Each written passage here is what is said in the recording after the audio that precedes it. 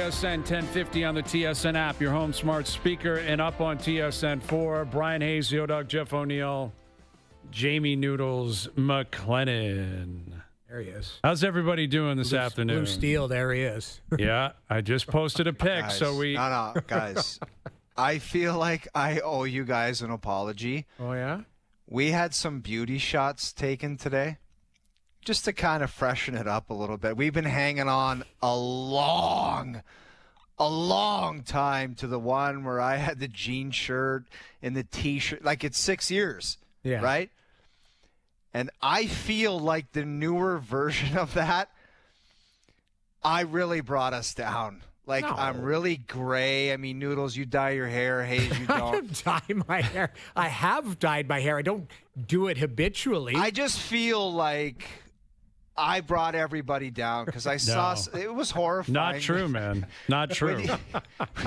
When you see like the screenshot of it pop up on the side, and I looked a couple times, I don't know what it is. When I take these shots, and I have brand new teeth that cost a lot. It looks like I have no teeth, and I don't know what it. I can't do the photographs, and I just wanted to apologize because you guys look the same age, and That's not true. You look good. Keep in mind. See there, I just posted that one. Now, I look like a slob there, I made sure of that. No, see, you look good. I made sure Noodles was on point. This is why I'm a team player. Right. Because I asked the guy, we did a photo shoot because that's kind of what happens in show business. Every 6 years, they say maybe you should update your profile because you're catfishing people. Yes. Oh, but I hate the side. I know. I think you look good there, man. I think it's a good pick. We're doing the World Chat Den. Why a lot of women say, I don't like taking it. This is my bad side. Look at like. It looks like a side barrel, and my ass is like growing out of the back of my suit jacket. No, that's not true. I hate that. I can't. That's the angle, man. That's the jacket. It's the. Well, dude, of all the pics we took, why did you like? It looks like my ass is. I was looking for the World Chat Den. It does look like you're wearing padded underwear on that one. Yes. Actually, now that I look at it, it's not a great pic. All of that's. I'll find a better one. Another one. I'll find a better one. I'm going to send you a handful. I'll send them to Joe from the Bridge, and we'll do a little profiling. Yeah, which one's best? They'll post them, and then you can. Well, keep in mind there is airbrushing. It looks like I have a pillow taped inside my suit jacket above my belt. Got a chair taped to your ass. I don't know what's going on, but I just keep in mind this could have been a lot worse. If this was how long ago? That's a very good point. A year ago. If this was 12 months ago. What does that picture look like? It's Paul Blart. Starving is what it is. Yeah, it's a picture that is. It is. It's Paul Blart. You're standing on a segue. They would say, "Hey, bring in the segue for this guy." I think it's a good pick. Is a segue. I understand what you're saying about the jacket. The jacket, the jacket. Dude, it only looks good straight on. When I turn to the side, I can't believe of all the pics, that's the one you posted. All right. Well, then, Josh, take it down. Well, I posted it, so I'll figure something out. Okay, when we hit the next break, maybe edit button. Yeah, okay. Edit button. But I don't have the ability. Like I don't have a studio like the photographer does. Brush things up. Like you left, and the photographer was like, "Man, I really got to do some work." Because laid out some like a framework of what you expect to happen. Because you were worried about the face and you're worried about the hair and the angles and the jacket. So, dude, I've realized doing this stuff, if this is going to be blasted out, you have to have creative control of how it looks. Because I'm doing a golf thing with Duthie, and the promo for it is like a side profile pic. Oh. And it just looks like the side of my face is so gigantic and gray and old, and I cringe every time I see it. And if I had creative control, I would have gone with a different pick. Well, I think it's a good. You're talking about the Navigator Cup, where it's you versus Duthie. I don't know if you know this. I'm doing like play-by-play in color gonna be on there, that. right? Yes. So it's the Navigator Cup. It's going to be shown on TSN on July 1st. O versus Duthie. Kadri and Brendan Gallagher are involved. I love it. So it's going to be great. Marissa's going to be there. It's going to be a lot of fun. We're shooting that later in the week. But I think it looks good. The profile's good. I'll review the pictures. We've got a lot to get into today. We've got Bob McKenzie coming up, who's in the Hockey Hall of Fame. Yes. Right? Yeah. Bob's in the Hockey Hall of Fame. And the announcement was just made like an hour ago in terms of who's going in for the class of 2025. And what is a little bit surprising, and this is what always happens, who didn't get in becomes a bigger story. Well, almost bigger than who is, which is sad. I am hurt that one guy should be in and one guy I wouldn't say should be out, but they've been waiting for 20 years to put him in, and then they stuffed him in front of. Okay, let me run through it here. It's Alex McGillney is who you're speaking of, because McGillney's been eligible for a long time. He's going into the Hall. Joe Thornton, Duncan Keith, Zdeno Chara, Jennifer Botterill, and Brianna Decker in the player category, and Jack Parker and Danielle Savillot as builders. They're going to be all inducted into the Hall of Fame with a ceremony in November. Now, the omission, who you're alluding to, and I agree with your sentiments here, is Carey Price was eligible. How Carey Price is not a first ballot Hall of Famer is absolutely beyond me.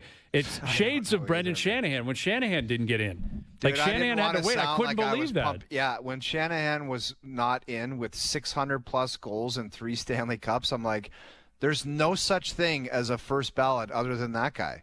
Yeah, he didn't get in. That was I would guess taking one for the team, and Shanahan's working for the league and with the Leafs at that point, I believe. Doesn't matter. But you're right. A 100% unanimous first ballot Hall of Famers, Shanahan and Price, who won a Hart Trophy. He dragged his team to a Cup final when they had no right to be there. Won gold medal. He won a gold medal in 2014 as the man on that team. My whole thing, Brian, is Carey Price was known as the best goaltender on the planet. Yes. In his window. For a good chunk of time. Regardless, 5-7 years. You could argue when it dropped off of that. Which is kind of a big criteria when you're talking about going into the Hall of Fame. Was he the best at that position for any length of time? Or any substantial amount of time? And Jamie, he was. That's my point. So I'm going, okay, I understand. And you're right. I'm not going to kick sand at Alex McGillney. I think he's been a very polarizing guy for the last many years. A lot of people around here are like, hey, this guy should be in. He missed. I get it. I'm happy for him. I'm more just disappointed for Carey. I think, and again, it bothers me that there's only a certain number. To me, if there's 6 guys that are worthy, put them in. Yes, and if there's I only agree. 3 next year, put 3 in. You don't force feed somebody in. But Carey Price is a first ballot Hall of Fame goaltender, and he'll probably make it in next year, but I just feel like it's a miss. And again, I'm not slighting anybody else that made it in. Congratulations. I just feel like they should have had an extension there. Hey, we're going to put in X amount of people. Thornton, for me, first ballot Hall of Famer. Played all those games, all those minutes, won a Hart, first overall pick. He's won, Char, Keith, same thing. Char and Keith, the same thing. McGillney is what makes it complicated. I have been of the belief I think he should be in. Right. I've always thought of him as a superstar. Now, his numbers don't necessarily express that. Now, he did score 76 goals in a season. 76 to 1 year. Came over as one of the big 3 Russians, him, Fedorov, and Bure. It was a 3-pack at one point. The 3 of them are en route. And, when he was a Leaf, he was phenomenal. But his numbers don't scream Hall of Fame. That's probably what took so long. But to be blunt, if you're asking me who do I think is more of a Hall of Famer, Carey Price or Alex McGillney, it's Carey Price. Yes. So for whatever reason they do this, and I understand why in many ways it's justified. I think McGillney's worthy of it. I think Jeremy Roenick was worthy of it last year. I think there's other guys who aren't in that probably should be in. But this idea that you cap it at 4 male players allows for something like this, where you have a Brendan Shanahan, where you have a Carey Price, who should be locked first ballot Hall of Famers. And by the way, if McGillney didn't get in again, then it would just be outrage again. Why no McGillney? Very true. It's a finicky spot where it's like, if this guy deserves to go in the Hall of Fame, and this is what is really weird about this whole process is we're debating Carey Price as opposed to celebrating the others, but it's such a glaring omission. It's like it's hard not to talk about. Yeah, exactly. And in Montreal, they are going to be losing their minds. We would too if we were totally understand. If this was that. a Habs market. Imagine what Habs' Mitch Melnick is talking about right now. He is outraged. Sure, it's a slight, and I was doing radio there this morning. It never came up because Yeah. They probably just thought, well, obviously Carey Price is going in. We'll talk to you tomorrow about Price going into the Hall of Fame. Exactly. I think this is all Jerome McGinley's fault. I think he's on the selection committee. Oh, you're kidding me. He's got one of the 18 votes? Well, I'm just reading it right now. Class of 95 announced introduction. Gathering of the selection committee in June of 23. They've got names on here, but I see Iggy in there. Okay. Iggy doesn't like goaltenders. That's what it is. Well, and he hates Montreal goaltenders in particular because Theodore stole the heart from him. Jose Theodore stole the heart from him as a Montreal Canadian. Obviously, I'm joking, but I just feel like I've had this, and again, we shouldn't be taking anything away from McGillney. Like McGillney, if he's a Hall of Famer, then he should be in. I just think Carey Price is a Hall of Famer, and he should have been in as well. So it sucks. They should have extended it to one extra, or it doesn't matter how many you put in, you just put in. If you're a Hall of Famer, yes, you go in. Like you shouldn't. Rogie Vachon went in after like 20 years. Yeah, I know. It took a long time. Were they just waiting to wedge him in there? Hey, it's a weaker year. We're going to wedge this guy in. I don't think this is a weak class. So now they got to wedge McGillney in. McGillney's been a Hall of Famer. Put him in. It just I agree. Like you put Price, Chara, Keith, Thornton, like that's a great 4-pack. They're all contemporaries. They're all from the same era. They all came in about the same time. Chara came in the 80s, I think, but everyone else, although Thornton maybe in the 80s too. What was he drafted in 97? Yeah. But the crazy thing is Jaromir Jagr is still not eligible. Well, he's still playing. His 3-year clock doesn't even start. That guy's going to go in there. You think we look like garbage? Yeah, he's going to have gray hair and a gray beard and be He'll up look there like Santa at his speech. Yeah, yes, and saying, I remember when I got to Pittsburgh in 1990. Yeah. And they'll be like, what? That was 45 years ago when you showed up and started playing in the league. He's going to go in with Gary Roberts' son. Yes, that's what's going to happen. Exactly. Someone's kid, like Sid might go in with him. Yes. It might literally be Sid and Jagr.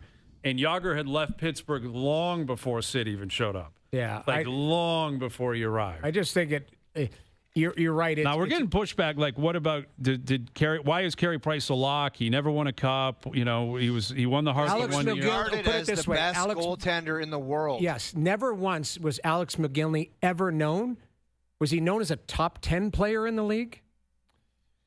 I don't know. Not to me, and I played against the guy. Yeah, it was your era. You would know better than I would. He was a great player. He would have been known as a top 10 right winger in the league. Well, when he scored 76, were there 9 guys better than him that year? No. That was Gretzky. Solani's the only other guy. I guess my point being is that, for me, Carey Price was known at the best in his position for many, many years. Yes. Alex McGillney was never known at the best of his position for not 1 year of his career. That doesn't mean anything, but it's still, I guess that's my argument for the goaltender opposed to the forward. Are we even allowed to ask Roberto McKenzie, or is he going to say No, I don't think you can. Is Bob on the... Bob's on the selection Bob's a voter? I don't think they'd... Well, he's not going to say who he voted for, but he can speak on behalf of the Hall. Sworn to secrecy, I believe. And listen, so I'm not going to grill the guy. No, we can ask. I think it's reasonable to ask Bob, like, did you always think of Alex McGillney as a Hall of Famer? Is that off-putting? Or I don't think he's allowed to answer. Like, so what's Bob going to do? Come on and just say, I plead the fifth? I can't speak? Well, I think we're talking I don't draft. know. You want to start grilling him? No, it's not about grilling, but the guy's literally in the room. Yes, but he's not allowed to talk. Votes. This is what Do we know that definitively, that Bob is sworn to secrecy on everything? He can't speak. He can't give an opinion? I've talked to him, and he's like, I can't. There's things you can't talk about. This is what... When we vote, here's the crazy thing. I have a vote for league awards. They're transparent. Yeah. No, I understand. And I don't like that the Hall is not transparent. I'm sure there's criteria in the room. We have no idea what that criteria is. I just want to know, am I allowed to ask Bob McKenzie? No, you're like, he's going to come across the table at you. Do you think Carey Price should be a Hall of Famer? No, you can't ask that. We can't ask Bob that. I don't know. It's unfair to put him on the spot. Get the OverDrive lawyer on the horn to see what we can and can't ask. We don't have an OverDrive lawyer, do we? Yeah, if we do, it's like Lionel Hutz. Believe me, it's no one that's impressive.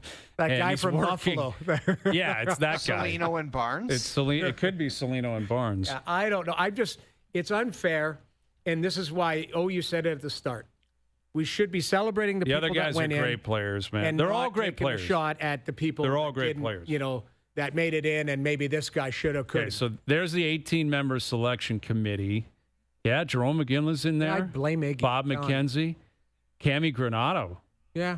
Brian Burke's in there. Eddie Olchuk. We could send Eddie a note. Say, Eddie, you know Eddie's going to give you an answer one way or the other, how he feels about things. No, I had a good chat with Eddie at the finals there. Good I guy. saw him down at the rink when he was calling the Game 7. Yeah. Actually, Leafs Panthers. Great Came guy. down, had a little chat, talked about the ponies for a few minutes, So and then went on our way. Those are all, very schooled hockey people. It's not, of course. It's not anything about, it's just disappointing. If I'd like to see an adjustment, the adjustment should be if you're a Hall of Famer, you go in regardless of the number of people. That I agree. That's the only adjustment I would like to see, because then we're not having this argument. I do agree with that, Jamie. Like, why is there a number restriction? Like, I guess shorten their speeches by 5 minutes, whatever it is. There shouldn't be, like, if someone is so deserving, like a Carey Price, like a Shanahan, they're going in. Yeah. Like, that part I don't understand. Do you guys think Tuukka Rask is a borderline Hall of Famer? I think he's borderline.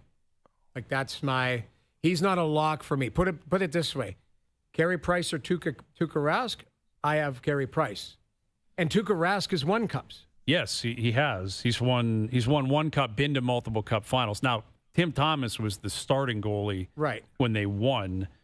The reason I bring that up is 19 years ago today, John Ferguson Jr., Fergie made the trade heard around the world. Well, I can neither confirm or deny that. Oh, that is, eh? Tuukka Rask, 19 years ago, man. How different would history have been if Rask, maybe he doesn't make it as a Leaf. Like, maybe it just doesn't work out. Maybe they run into some issues. Maybe they trade him somewhere else. I don't know. I don't even care anymore. I've told you before, Andrew Raycross, one of my best friends in hockey.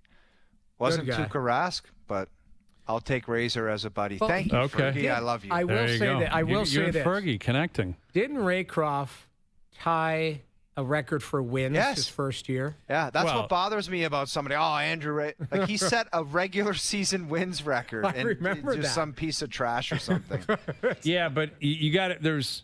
Yeah, it's because of Tuukka Rask becoming Tuukka Rask. Yes, exactly. It wasn't Andrew Raycroft's fault. I mean, obviously, and the stat wasn't it different because now there was a shootout post. Right, that's fair. Yeah, I think that gets thrown around as if he was better than Ed Belfour or Johnny Bauer or Curtis Joseph. I mean, I don't think that's another guy who's eligible. Yeah, he's been eligible for a long time. Right. So I remember they were picking between Tuukka Rask and Justin Pogge.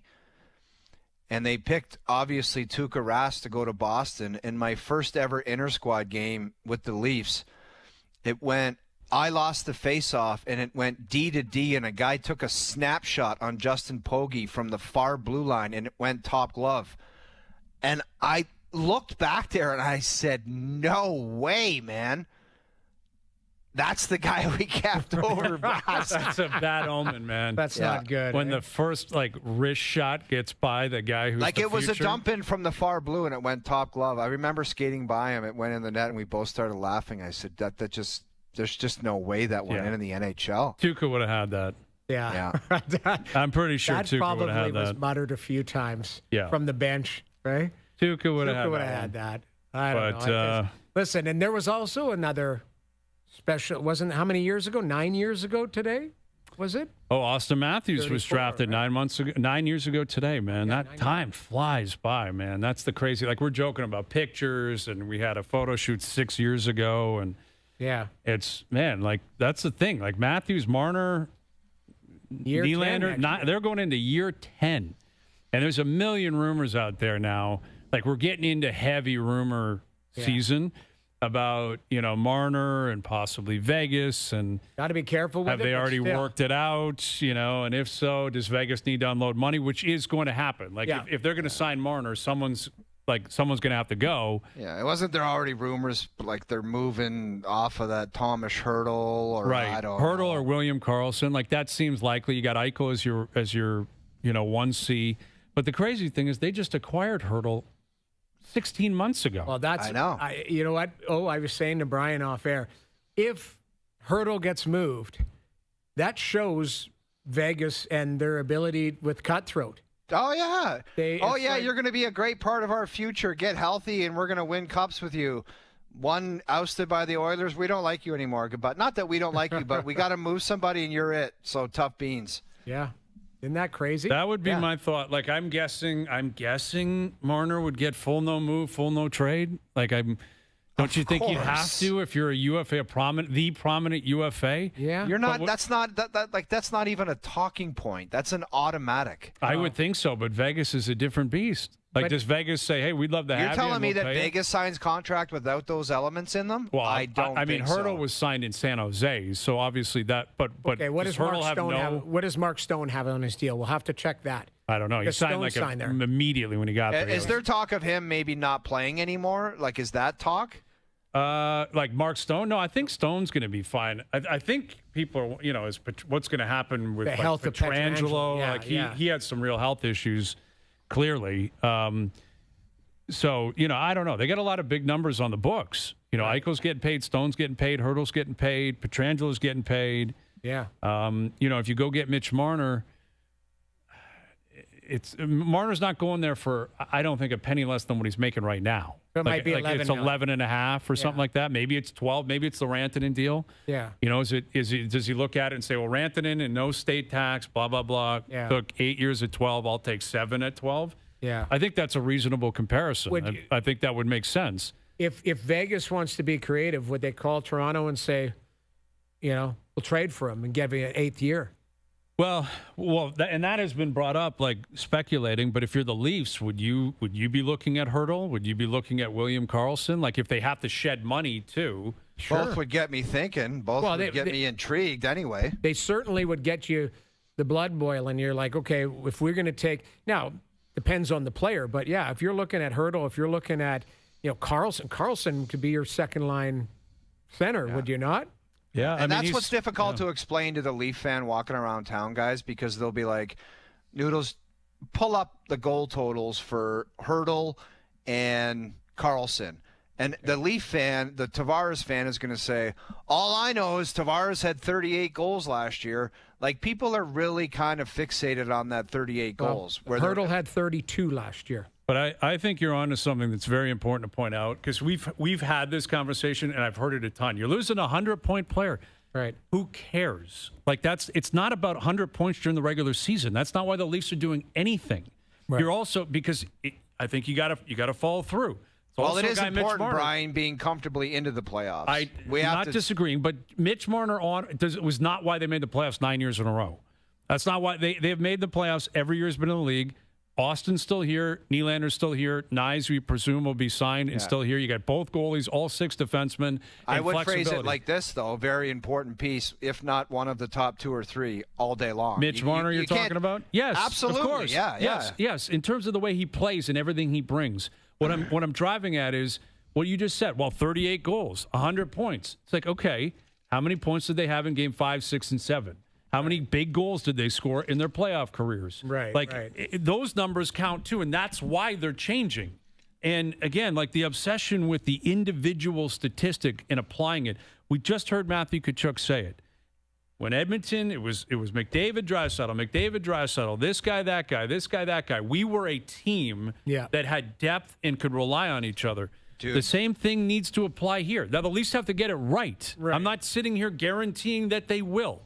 But the idea that you're obsessed with, well, Marner's out, so that's 100 points that just evaporates, and now they can't make the playoffs, is inaccurate. I totally agree. Disingenuous. Because the depth, everyone looking at that Florida team, that third line was as important as the first line. Yes. And they would just take turns. And not just the depth, how it wasn't about high-priced guys and the money allocated to them, because you can't have quality players on your third line if all your top guys on the top 2 are 13, 12, 11. It doesn't work. You can't afford quality players on your third line. Exactly. So it's not just about the player. It's about the dollar amount attached to them. It's proven now. There was conversations for a long time. Can a team win the cup with one guy that makes $10 million?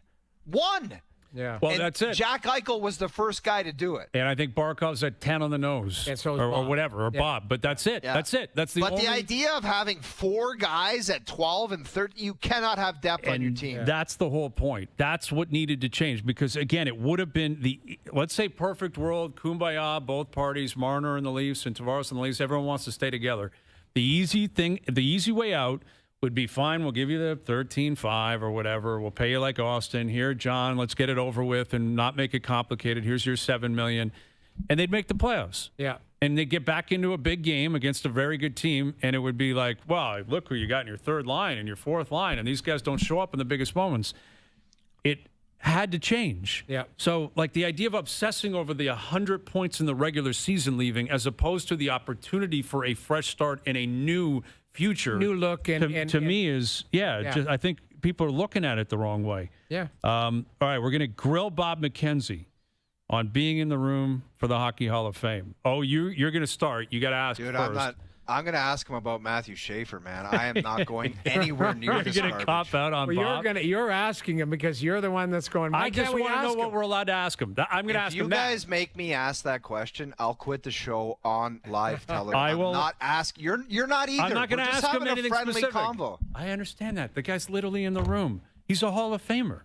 I know, but you're not. We can't ask him. I'm going to ask him that, though. I don't need your 2 answers. If he says I can't talk about it, then we move on. We ask about Matthew Schaefer. Okay, well, yeah. But I want to ask him point blank. What are you allowed to talk about when it comes to the Hall of Fame? That's a fair question. Yes. What are you allowed to talk Now, he's probably about? watching right now, and there's a chance Doogie's going to call him, and he's just not going to Flushing. answer. Flushing Dude, you. this guy might be prickly and hang up. I'm telling you, we're risking it. I saw risking Bob it. on Saturday night. He looked unbelievable. The draft rankings are out. He did the show the other day. It looks Great phenomenal. spirits. He looked great. All right, Bobby Mack's coming up. Mike Johnson today. Trevor May. We got Steven Caldwell, Canada, back in action tonight. Sounds like it's all good with Gordon Ramsay, a.k.a. Jesse Marsh. Everything's fine. He'll be back on the pitch, and everything's great. Overdrive continues. TSN 1050 and on TSN 4. Drive with Hayes, Noodles, and the O-Dog.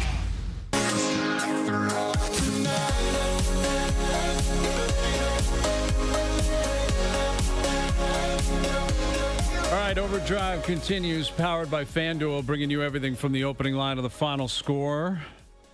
Got Mike Johnson coming up later this afternoon. Jay's back in action tonight down in Cleveland. Aaron Rodgers speaking about his future. We'll get to that. Confirm and deny in about an hour. But big day for the Hockey Hall of Fame. Big day for the Hockey Hall of Fame. And there are 18 prestigious people in that room that vote. Yes. And one of them happens to join us now. Here he is. He's in the Hall of Fame. Here's Bob McKenzie. What's happening, Bob? It's actually 17 prestigious people and me. Yeah, right. You're in the Hall of Fame. You're a Hall of Famer. Do you get a jacket or what?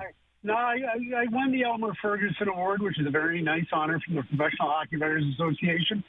And they, like the NHL Broadcasters Association with the Foster Hewitt Award, they get to have a display in the Great Hall of the Hockey Hall of Fame. But to suggest that I'm an actual Hall of Famer, I would not make that leap. But I do have a jacket that looks exactly like the one the players wear, except if you look at the embroidered crest on the pocket, it says Media Honoree. And I got the jacket, I think it was 2017 when I got the award and received it at the luncheon, and I was very honored to do so. They gave me the jacket, and I put it on for pictures, and I've never put it on since then, and I never will because it looks too much. Bobby, why wouldn't you wear the jacket? Why wouldn't you wear the jacket to cocktail parties or events or anything? Only if I go with you and you wear your Leaf alumni jacket, that will go as a These guys think I'm crazy. If I went to a summer wedding or something, I'd wear my Leaf alumni jacket, and they think that's insane. Yeah, we could go as Dumb and Dumber and wear that together. I like that idea. The two jackets. Yeah. I like it. Well, Bob, let me ask you, because we've been debating. Noodles and O are convinced, or they are of the belief, you cannot even speak about the Hall of Fame, like in any capacity, because of your voting duties. That's correct. So that is correct. You can't say anything about anything, including the players that went in, or how does this work? No, not really, other than the most important thing is there's the maximum size class going in. So James Duffy on induction night has to work extra hard and extra long because there'll be 8 speeches, and that makes me happy to know that Jimmy's got to do extra work. Yeah, you're not allowed to speak about it. You and I have talked about it. There's just okay. I've asked. I was just trying to establish it. You're not allowed. It's sworn to secrecy. Okay. That's Here's correct. which is fair, and I respect it. But our bigger debate, Bob, was if there was anything that was going to change, it's not about making James Duthie's night a little tougher, but if there was maybe 6 guys that we would call first ballot Hall of Famers, like, have they ever thought about maybe expanding as to like the amount of people go in that draft class as opposed to just you guys voting on who deserves those spots? I don't know the answer to the question, but I honestly believe that the reason the numbers are limited. So my understanding, I think I can talk about this because this is all public knowledge. The most number of male players that can go in any given year is 0 to, I should say this, the range of number that can go in the male player category is 0 to 4. You do not have to put anybody in if you so choose. The maximum number of players, including skaters and goalies, in the men's division is 4. The maximum number of skaters and goalies in the female players category is 2, 0 to 2. And then you've got 2 builders, 0 to 2 builders available to be inducted. But if there's a separate category for NHL on-ice officials, and I believe if one of the on-ice officials is inducted, then it reduces the builder category from 2 maximum for the builder category from 2 to 1.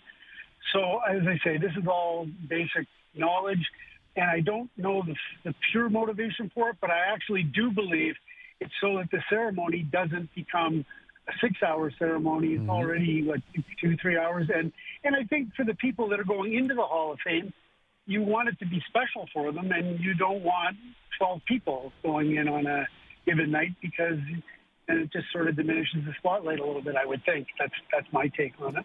Well, Bob, you're wearing a lot of hats these days because you're also, you put together your final draft rankings where it's officially draft week. And I don't think it's surprising that you have Matthew Schaefer atop your list.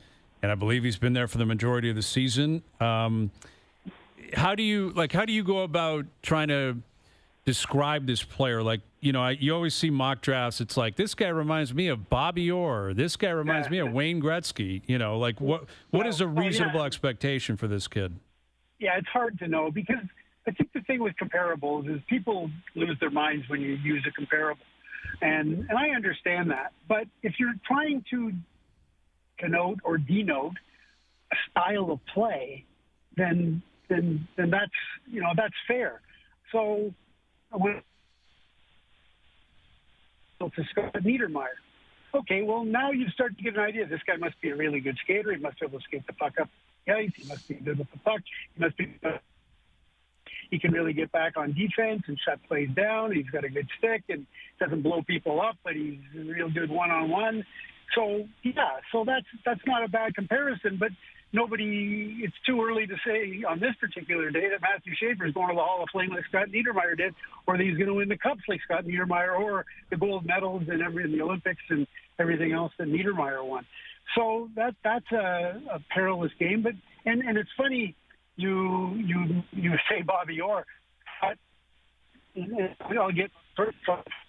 I was watching play at before the game and a half that he played, and I think I turned around to O and I said, "Oh, I'm not for this guy to be Bobby Orr or anything else, but watch him for a face-off and look at how bowed his legs are, the way Bobby Orr's legs were bowed, and then watch him when he gets the puck and how fast he is with it, and he's constantly changing direction, and he actually, and one scout did mention this in terms of the guy broke his collarbone driving to the net. And it wasn't because somebody hit him into the net. It was because he was so fearless in going to the net that he put himself in harm's way. And one of the scouts I talked to said he's going to have to learn not to put himself in so many perilous situations because at the next level, he's going to be up against big men who want to take your head off. And it's one thing to be able to skate like the wind like he does and do cutbacks or whatever. But Bobby Orr himself once told me the reason I got as many knee injuries as I did so early in my career was because I was so fast, I was somewhat reckless, and I was fearless, and I would change direction and try to make plays that maybe I shouldn't have made. And then you end up, the guy's trying to get a piece of you, you dodge out of the way, and the next thing you know, your ACL's gone. So there are elements of his game that do remind me of Bobby Orr, both in a good and a bad way. But he projects as a top pair defenseman at the worst, and maybe a number one guy. I should be able to run a power play. Should be able to be a top penalty killer. Should be able to play 25 minutes, 30 minutes a night. And as I said, 10 out of 10 scouts had him as the top guy. And the guy at number 2 is no slouch either, Michael Misa. He was literally an exceptional player by Hockey Canada in 2022. He got exceptional player status to enter the league as a 15-year-old in the OHL. And he averaged almost very close to a goal a game in the OHL this year. And he averaged 2 points a game in the OHL for Saginaw. He's a 6'1" center, smart as a whip, real good skater, great hands. So the scouts kind of said they think, Schaefer is the number one guy. There's a little bit of a gap, or depending on the scout you talk to, maybe a little more than a little bit of a gap between him and Misa. But there are some scouts who say, hey, it's 51-49 for Schaefer, but Misa's right there. And then after those top 2 guys, then it does open up a more considerable gap between 2 and the rest of the class. Bobby, I can't remember. I mean, you do the draft ranking and stuff. I just kind of focus on the power play at the World Juniors and who did what. But I can't remember a guy, because there was some discussion who was going to be the number 1 pick, that made a bigger impact on his draft status in such a short amount of time. Like, this guy played a couple pre-tournament games and was outstanding, and everybody was building steam. And then he played like a game and a half or 2 games, whatever he played, and everyone was like, that's the first overall pick. It was incredible, the impact he had in such a short amount of time. It was. And think about this for a minute. He had mononucleosis to start the season, so he missed the first 9 regular season games of the Erie Otter and pretty much all of training camp. So he comes into play at the end of September, beginning of October, whatever it was, and he proceeds to play 17 games to early December when it was time to go to the World Junior Camp. So he goes off. There was two more games in there, so make it 19 games because they had that 2-game showcase in November between the CHL draft eligibles against the U.S. draft eligibles. And so they played the game in London and the game in Oshawa. He was brilliant in both of them. And so he's played 19 games going into the World Juniors. He plays 1.5 games, not even 1.5 games, though. And we saw him, and he was just dominant. He was the best player on the ice. He was just breathtaking in terms of what he was doing. He breaks his collarbone. He's done for the year. He finally gets cleared to come back on May 1st, but the Erie Otters are done by then.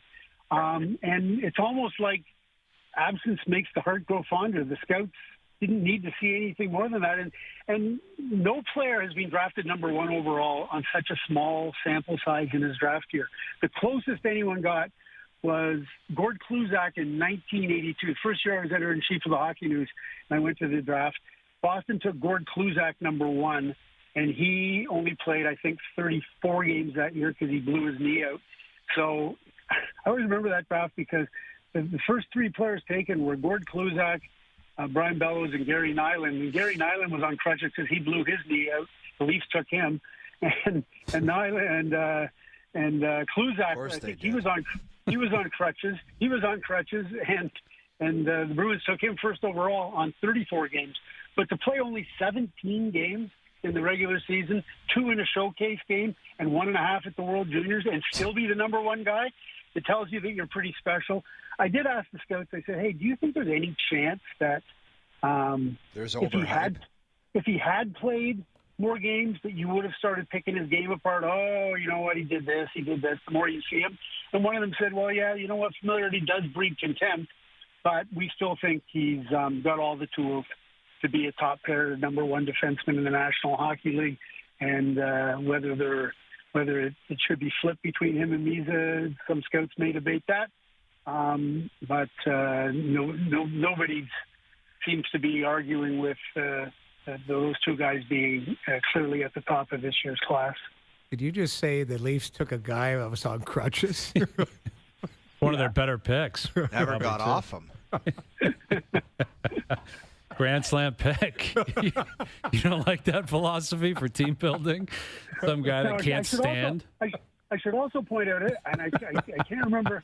Kay Mussolini was another guy who, if I'm not mistaken, in his draft year had full cast and clutches, but he seemed to do all right.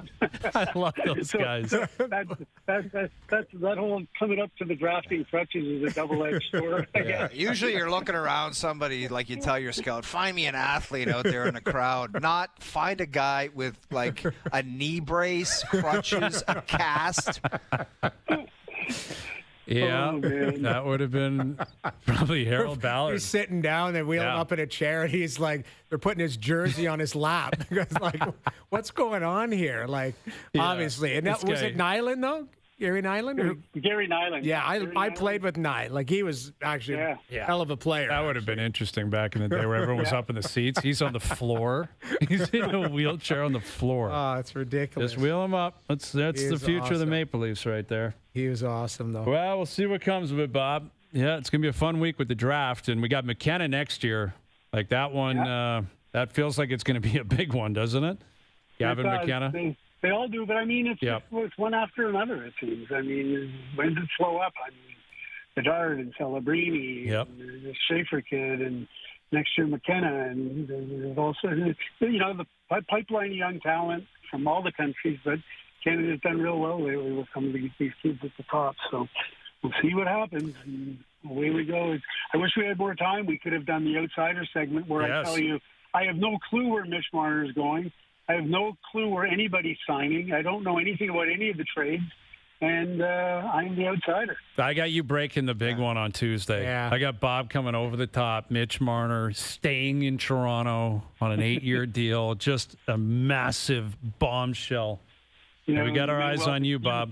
You may well be disappointed, Hazy. Yeah, possibly. But Bobby, just do your old trick like you used to do and just conserve energy. But like usually about an hour before free agency, you would send out a tweet with 6 guys on where they were going, and then you would just sit there all day and say, I already told you guys this at 8 a.m. Hey, there's no tampering rules anymore, it seems. So that's right.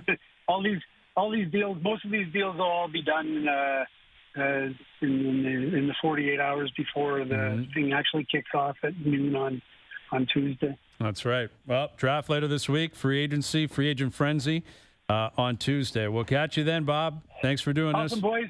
Great to talk to you. Have a good one. Always great chatting with you, Bob McKenzie, our TSN Hockey Outsider. See, I told you couldn't talk about it. I just felt I had to ask. I mean, Bob's a journalist. He can appreciate that. You got to ask the tough questions. Fair. One time I tried to call Bob like 3 weeks after the free agent frenzy, and I was getting into a player, like it was a scoop about something, a player, and he interrupted me and he goes, hey, man, I just want to let you know that I'm off the clock. And I go, what do you mean? And he goes, I just don't take calls. Like, don't stop calling me. Yeah. He basically, it was just a very weird ending. And he goes, I don't take calls in the summer regarding no offense, but lose my number until Labor Day. Yeah. I love it. I never called that guy in the summer. For that, man. I love a guy that's you know what? It might not even have been a conversation. It might have been I called him and he texts back. Yeah. Really? And he said, I'm off the clock and I don't take calls in the summer. I was like, okay, man. That's crazy. You know what, though? Like, it is funny because these insiders, if Mitch Marner decides that he's going to wait 10 days, Well, these insiders would be pissed. Well, we said it. Like CJ said it yesterday. He's like, I'll be ready to go, man. Yeah. You guys give me a ring. I'm coming on to talk about it. Yeah. So, yeah, that could be happening. Mike Johnson, in about 15 minutes. We have more picks from our photo shoot today. I could not be stiffer. There was a round where you two are interacting, and I am sitting there not moving the whole time. It's actually pretty hilarious. I'll try to send those to you. Mike Johnson coming up. Confirm or deny around the table as well. OverDrive continues, TSN 1050 and on the TSN app.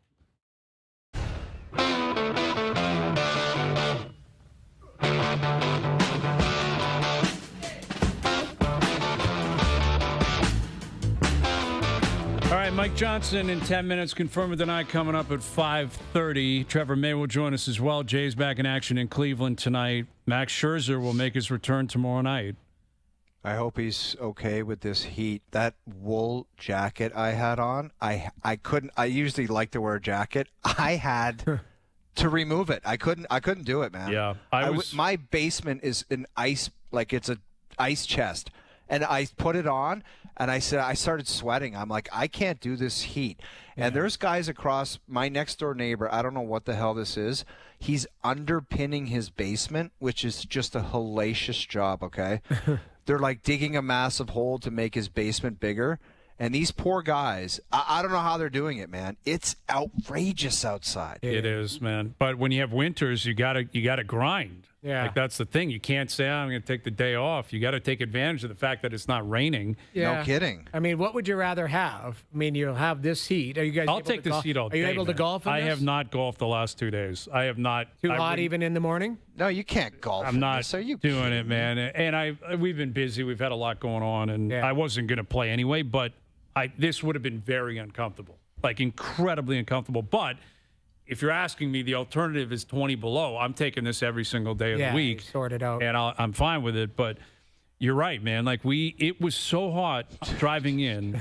And I'm in jeans because we're coming for this photo shoot. I get in the car. Of course, I got to get gas. Yeah. Which means the car can't get cold enough before. So I'm dying to get to the gas station. And then you got to turn the engine off and then restart, and it's just like blowing heat at you. You don't have that golf cart still. No, that thing's long that gone. I wish I had that, actually. That thing, quick AC. Quick AC. Dude, I used to play a prank on my buddy. I used to have this old Mazda RX-7, and when it was hot like this, before he got in the car, I would blare the heat instead of the AC, and he would be dying. Yeah. And he'd be like, oh, no, I just don't know what the hell's going on in your car right now. And I'd be like, the AC's blasting, man. And it would cripple him. Yeah. It's ugly, man. It's ugly. Hour 2 coming up. MJ and Confirm or Deny. OverDrive continues. TSN 1050 and on TSN 4. This is OverDrive with Hayes, Noodles, and the O-Dog on TSN 1050. Don't be shy, shy, shy. La, la, la, la, la. Such a fraud. I saw a pic. You posted another pic where you guys look like Brad Pitt, and you're like, caption this, and it's like that one had to go up. I deleted it. I thought better of it. I posted it. I did post it on my Instagram account, but it's a story. It'll come and go. All right, so the Instagram account, it'll be gone by this time tomorrow. It's gone. We just, we thought it was a good angle of you. You weren't in there, and I thought it'd be kind of funny. It's a good angle because I'm not even in the pic. I'm telling you, had man. to post. Yeah. Yeah. What do you mean that's a good angle of me? I'm not in it. Well, that's the point. You hate posted every other the pic. one where I had a water cooler attached to the inside of my suit jacket. Listen, I thought you looked good. You're getting a lot of compliments. Like, you walk around this place, everyone's like, man, looks great, looks amazing. Even Caber gave you a shout-out the other day. Caber gave you a shout-out. Everyone's buzzing about, the whole package right now. Who pulled me aside? I think it was Eddie O. You see everybody at the finals or whatever. I don't know how many stop and chats I had is like, O's lost a lot of, hey, it looks great. Yeah, like that the whole type league's of stuff. buzzing about it. There was a lot of buzz within the media room about, your, we'll call it weight loss, your transformation, we'll call it. Yes. Because keep in mind, we don't want to do before or after all of that. If there's, because remember. I got some brutal ones out there, dude. Like you talk about, and you're right about controlling your image. I must have just had absolutely no idea. Like, I was getting paparazzi back in the day, because there were pictures going up on tsn.ca and stuff that were completely egregious and unacceptable. Well, and they still exist, and they're out there. How much would you pay? Monster ones? Yeah, man. But like there were like peak moments of monster life that outrageous. They would post stuff like that. You described it, Hayes, which is so scary. Like my youngest daughter sent me a pic of herself and her 2 sisters of me in a golf cart. And I was such a monster. And I remember looking in the mirror at that outfit I had on, and I was like, damn, this is strong. And the clothes were egregious and the whole look. But I think that's one of my worst problems is I think I look better than I do. Absolutely, man. I think every guy's got even when they're a monster, they've got one outfit. Like when I was 3 bills, I had a blue, sleeveless vest, and I was convinced that covered my barrel, and it was snug where I looked thin, and it wasn't. It was terrible, but I had it in my head where I'm like, this is as good as country club casual could get. And it was horrendous. Exactly what you're saying, man, because you're right. You find an angle. Yeah. And you see something, you're like, you know what? I actually look great. Yes. I actually look phenomenal. I am vibing right.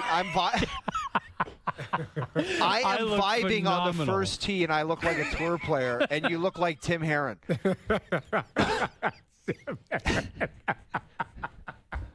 Honestly. Old, stinky, lumpy.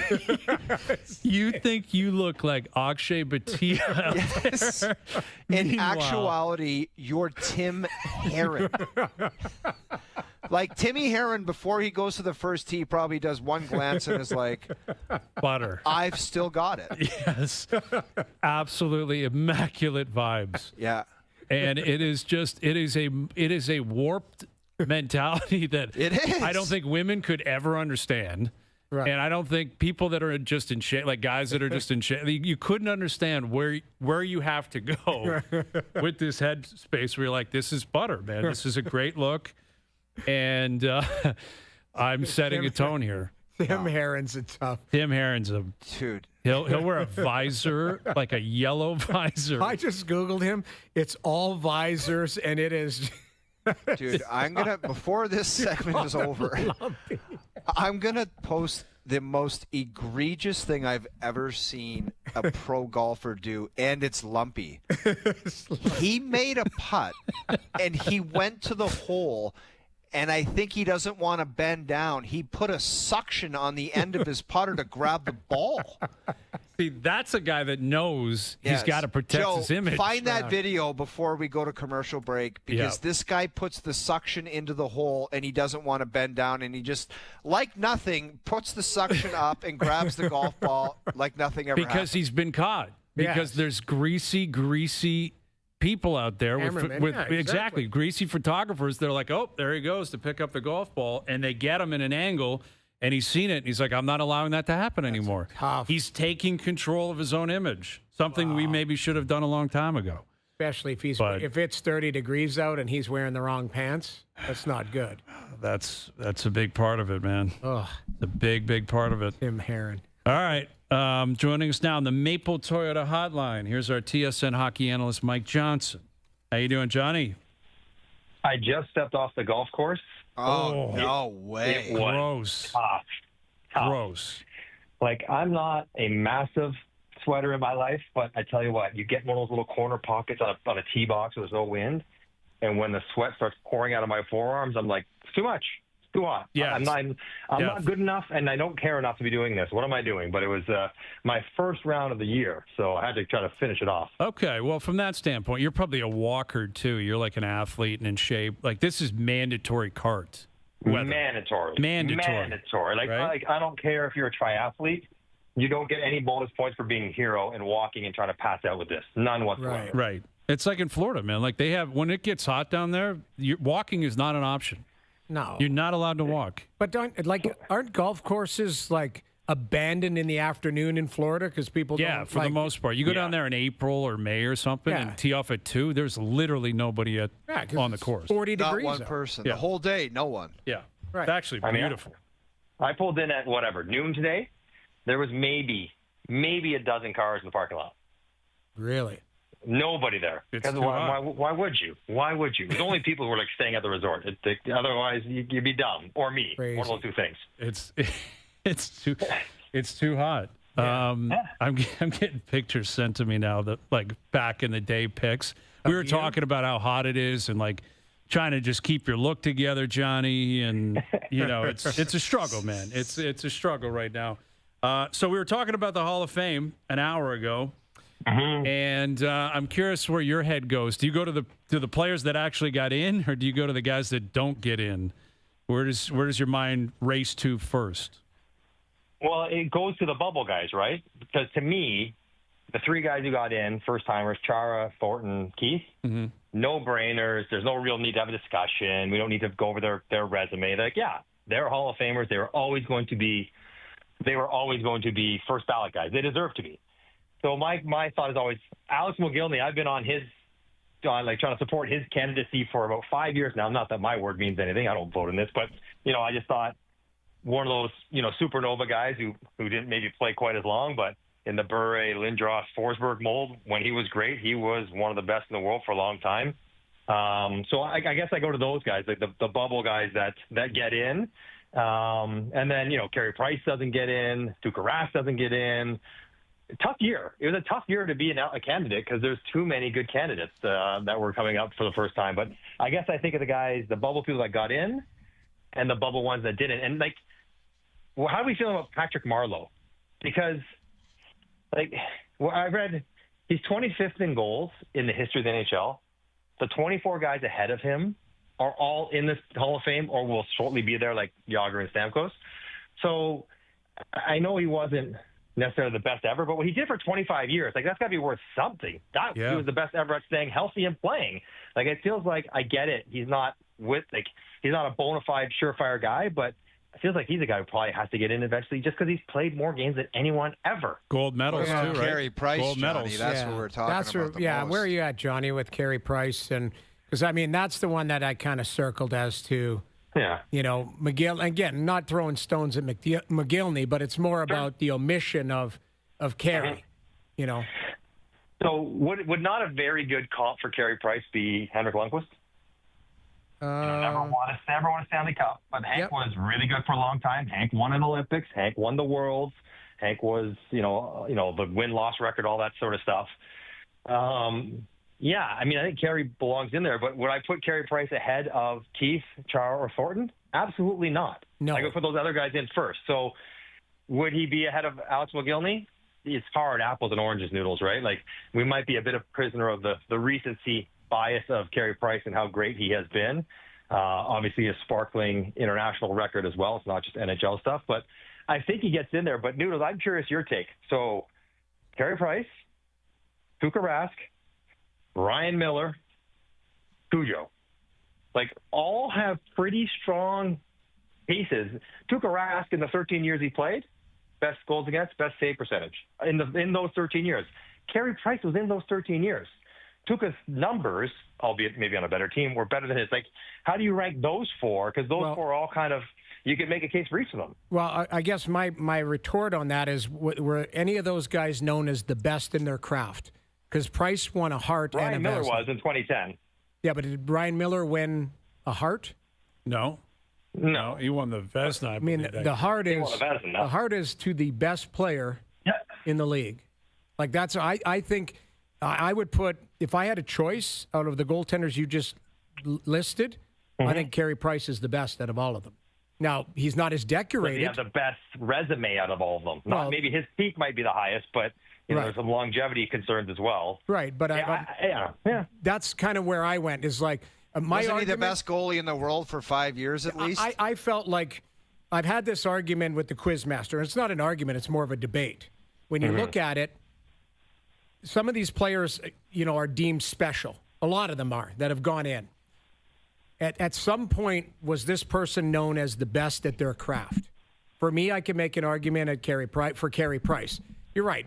With some duration, Jamie. Right. Like, it wasn't just a one-off. Like, it was known as, for me, maybe I'm biased, but just there was a stretch there, and maybe it felt like a lot longer than it should have been, but I thought Carey Price was the best goaltender on the planet for quite some time. Not just an 18-month stretch where Tim Thomas had that, and Tuukka and Ryan Miller. Like, I thought those guys were brilliant in their own right, but I felt like Carey Price was kind of the gold standard of that. But maybe if you're looking at individual awards and stuff, yes, all of those guys are decorated. And some of them decorated more than Carey. But that Stanley Cups are a team thing. Jerome McGinley didn't win a Stanley Cup, but he won gold medal, just like Carey Price did. So that's kind of my thought process. I don't think I'm right or wrong. That's just the way I look at it. No, I mean, I can't argue that Carey Price was the best goalie for a longer stretch than Ryan Miller, and probably for a longer stretch than Tuukka Rask, who maybe never was considered the best goalie in the world, better than Carey, better than Hank, better than those other guys. But, yeah, it's hard, and it's hard to compare goaltenders to positional players. And, what is Alex McGinley being on the greatest World Junior line of all time? Is that how do you factor in what they do at World Juniors and what they do at the World Championships and those kind of events, which do factor in? We're not as aware of them, especially for the Russian players from maybe before the Bure, Fedorov, McGinley group. But yeah, I mean, I think Carey gets in. Carey to me was the obvious fourth guy of the newcomers, clearly the fourth guy. But were you going to go down Keith Tkachuk or Alamo or Cujo or a veteran guy, or are you going to go back to a first timer? And I guess they chose to go to a veteran guy this time. Yeah. With Mike Johnson, our TSN hockey analyst. So, the Mitch Marner pursuit is going to take place. There's some rumblings. Who knows how truthful anything is this time of year, that it's Vegas and, maybe he's chosen that. Maybe they've already got it figured out. Wink, wink, nudge, nudge. And if that happens, something's got to leave Vegas. You would assume in order for the cap to make sense, someone's got to go. Is that Hertl? Is that Carlson? Of those two names that are seemingly out there, like how much value do you place on those two guys? How much do they have left in the tank? What are they worth? Is that something the Maple Leafs should pursue? Where do you stand on that? I mean, Hertl's obviously better than Carlson. He also makes a lot more for a lot longer. So if that's a good or bad thing, he's younger. He's a dynamic centerman. Put up 30 goals. A big, huge guy. He should be good in the playoffs with that. The physical stature.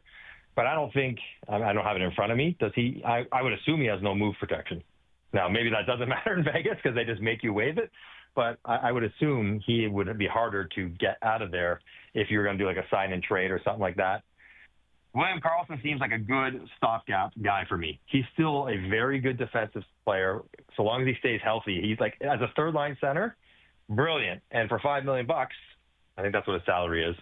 That's a good third-line center. That's what Anton Lundell makes, exactly, $5 million, and he's a great third-line center. Now, Karlsson might not be that, but he's pretty close to it, and that would – if Marner's leaving anyways, and you need to replace a guy to play down the middle, not the two-centerman spot, but at least a good quality guy, I think if you could get William Karlsson for that contract and given the way that he would produce for this team, I think that would be a pretty good transaction for the Maple Leafs. He's not going to give you the offense, but he fills a valuable role that you need to fill, and then you could focus the rest of your time and your money on finishing the rest of the top six. I would like it. If they could pull that off, I'm a Leaf fan, I wouldn't complain about that transaction.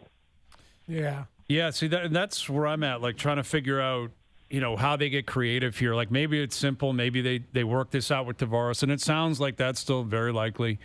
And maybe it's a pipe dream, but Brad Marchand is a guy that gets to July 1 and they make that work. But, very rarely does it play out the way people expect it to play out, especially on June 24th or June 25th. Like there's always curveballs and there's always things that management is looking at that the general public is just not even thinking of.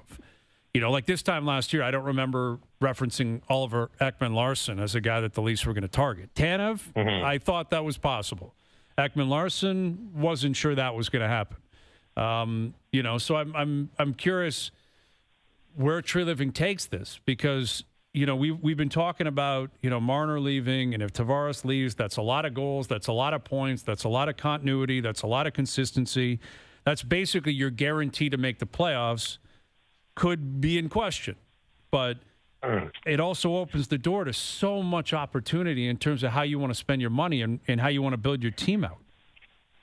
And that flexibility is something that is completely foreign to the Maple Leafs. Right. Like, how many years, basically since COVID, have the Leafs had any sort of, well, maybe we can get creative, maybe we have some money to spend? It's never been the case. It's been they're locked in and they're just trying to fill around the edges wherever they can.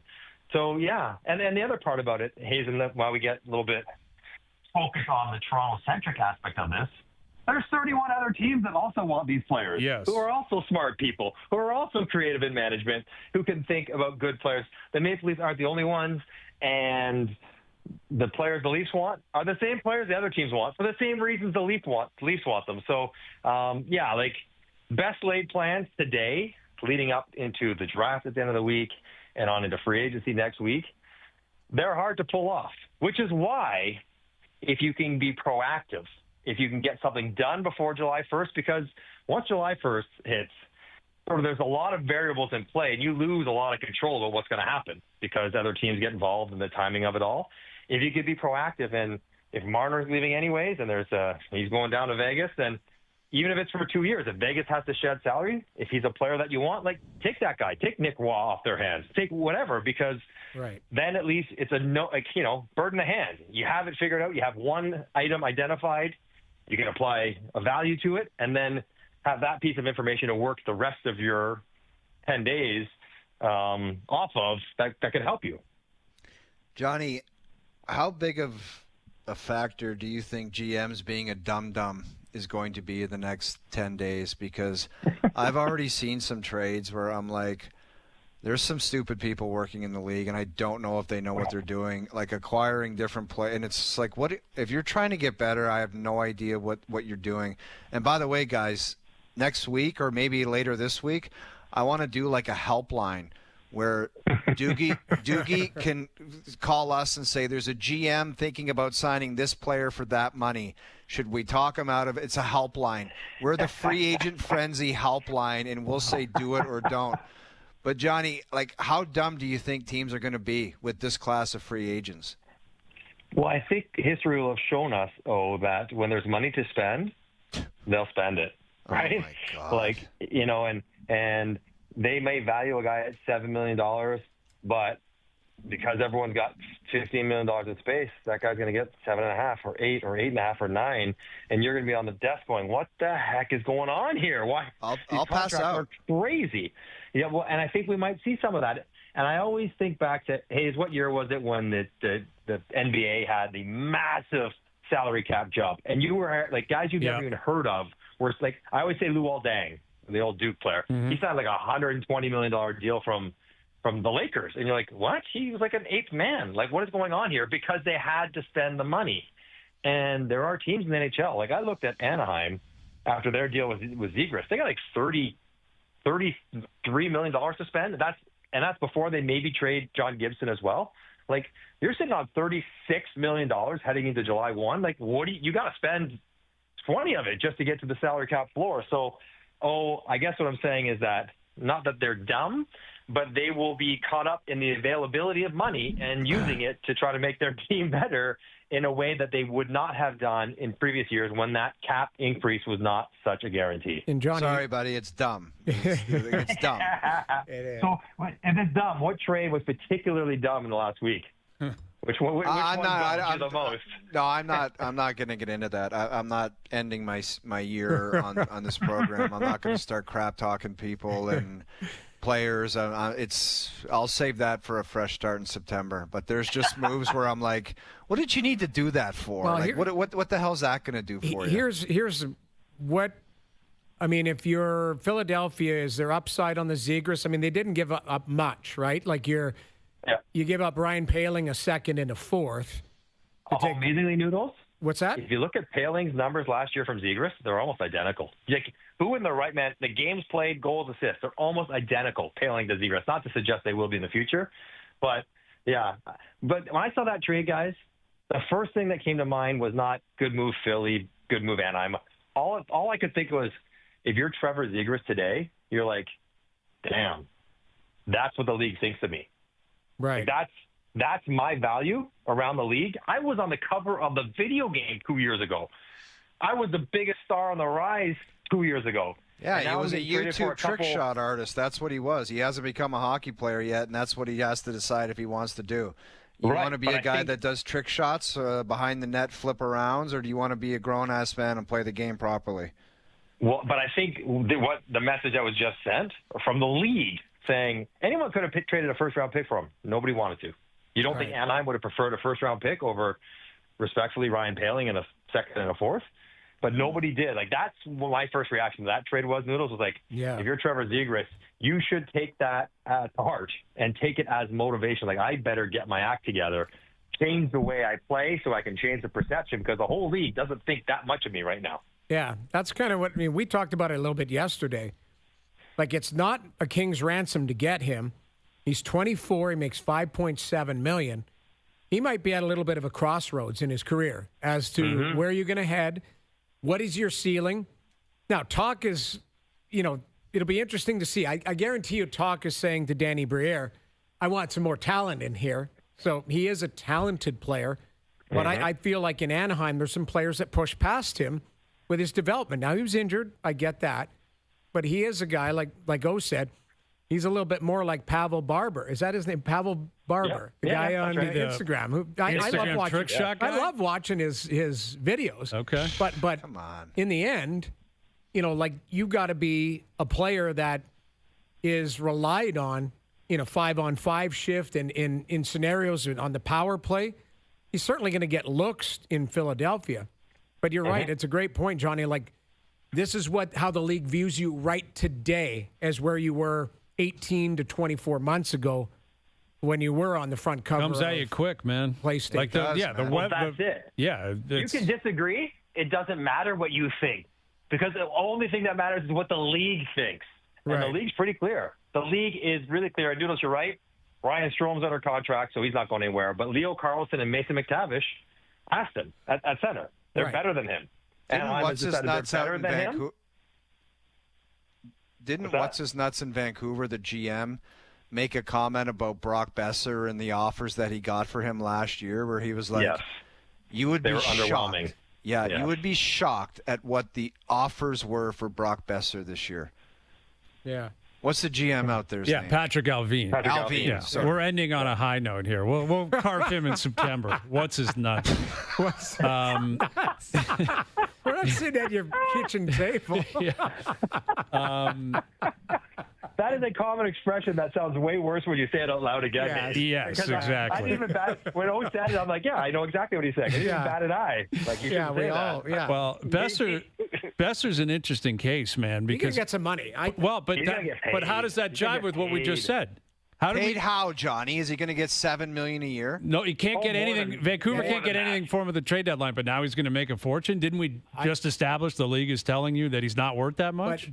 Well, Johnny, you go. According to the GM. I mean, I don't know what he was asking for. Maybe he was asking for help that was going to be there right now. And I think Brock Boeser gets $30 million on his next contract. Yeah. Whatever the term is. Could be 6 years, could be 5, whatever. He's going to get $30 million. Could be 4. Could get 7.5 for 4. Yeah. Goal scorer. Like, look at the UFA class and the money out there. Which is why, Hayes, back to your original point, I think league-wide, everyone is thinking creatively now. Offer sheets and sign and trade and different ways to move and get assets, because with all the money, there's not enough good players as UFAs to warrant the amount of money that is out there. So Brock Boeser being what? Is he like the 7th best UFA? I mean, you have Marner obviously 1. Tavares is up there as well. Nick Ehlers would be right there. Yeah. Am I missing anyone? Are you talking the Florida guys? Yeah, Bennett and Marchand. Yeah. And Ekblad. So, whatever. He's in the top 10. There's 30 teams. There's all this money. Goals are hard to come by. He scores goals. Someone's going to give him $7 million. More. I don't disagree. And you know what? I could name a few teams, but I think the Ottawa Senators would look at him. That's a guy, the Ottawa Senators need guys who can finish. Okay, Jamie, let's start the hotline right now. Hey, this is Craig calling in with a scoop for you three guys. The Ottawa Senators are going to give Brock Boeser 3 years times 8. Discuss amongst yourselves. This is a helpline. Talk to the Sens. Should they do it or should they not, Hazy B? I'll start? You know what? I actually like that because the shorter term you can get out from underneath it in a few years. Yeah, I've no like Ottawa is not a team that generally is spending to the cap. Right. You know, like if it's going to go up $7 million a year, $8 million a year, there's going to be a lot of teams, including Canadian teams, they're going to have a difficult time, not necessarily getting to the floor, but they're not going to be up against the cap. It's the same thing with another part of the helpline is there's different parts of the deal. Boeser says to you it's got to be 5 years. Sorry. Well, then I start to have a different possible look at that because Ottawa, I don't see anything happening this summer where Ottawa launches into cup contender next year. Like I still think some patience. Like I would say that about the Habs as well. Like the Habs have I think they could have a fork in the road, which people in Montreal may not want to hear. But if you play your cards right and you're patient one more time, like one more year, you could really accumulate some assets from desperate teams, from teams that really want to win or feel like they can win right now. Kick the can down the road one more year. Doesn't mean you're going to be awful. Doesn't mean you can't still make the playoffs. Right. But, like, there's this viewpoint in Montreal, like, okay, you made the playoffs. The last 20 games were great. Get better, get better, get better. I'd make the argument maybe be patient. And in a year, that's when you launch. Here's a word for you. Tough to do, but Ottawa could be the same thing. Internal improvements. Yes. Demidov, another year for that top line. Elaine Hudson, Reinbacher. Yeah. Like, Logan Mailloux. Like, they've got some players. Don't expedite the process quite yet. Right. Like, just because you played 5 more games in the spring. Getting back to the hotline. Same thing with Ottawa. Johnny, where are Boeser. you at? 3 years at 8 for Brock. I'm going to say, you know what? I like Brock Boeser. He serves a need. Ottawa, a good team, one of the lowest scoring 5-on-5 teams in the league. But I think we should spend that money on defense. We can find something closer to Brock Boeser in trade or for less money, Mason Marchment, players like that could be floating around out there.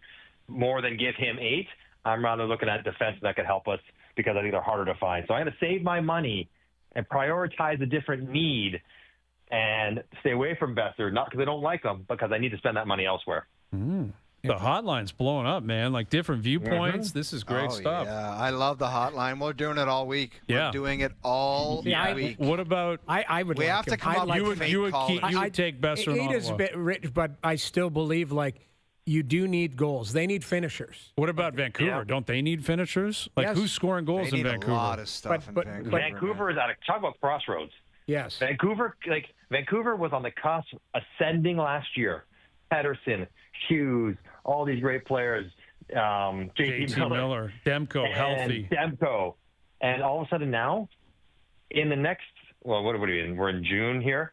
By next March, could Quinn Hughes be out of there? Think if he leaves, and then it's all for not, like, it's completely a different looking rebuild fielding team from a team that was right there on the cusp a year ago.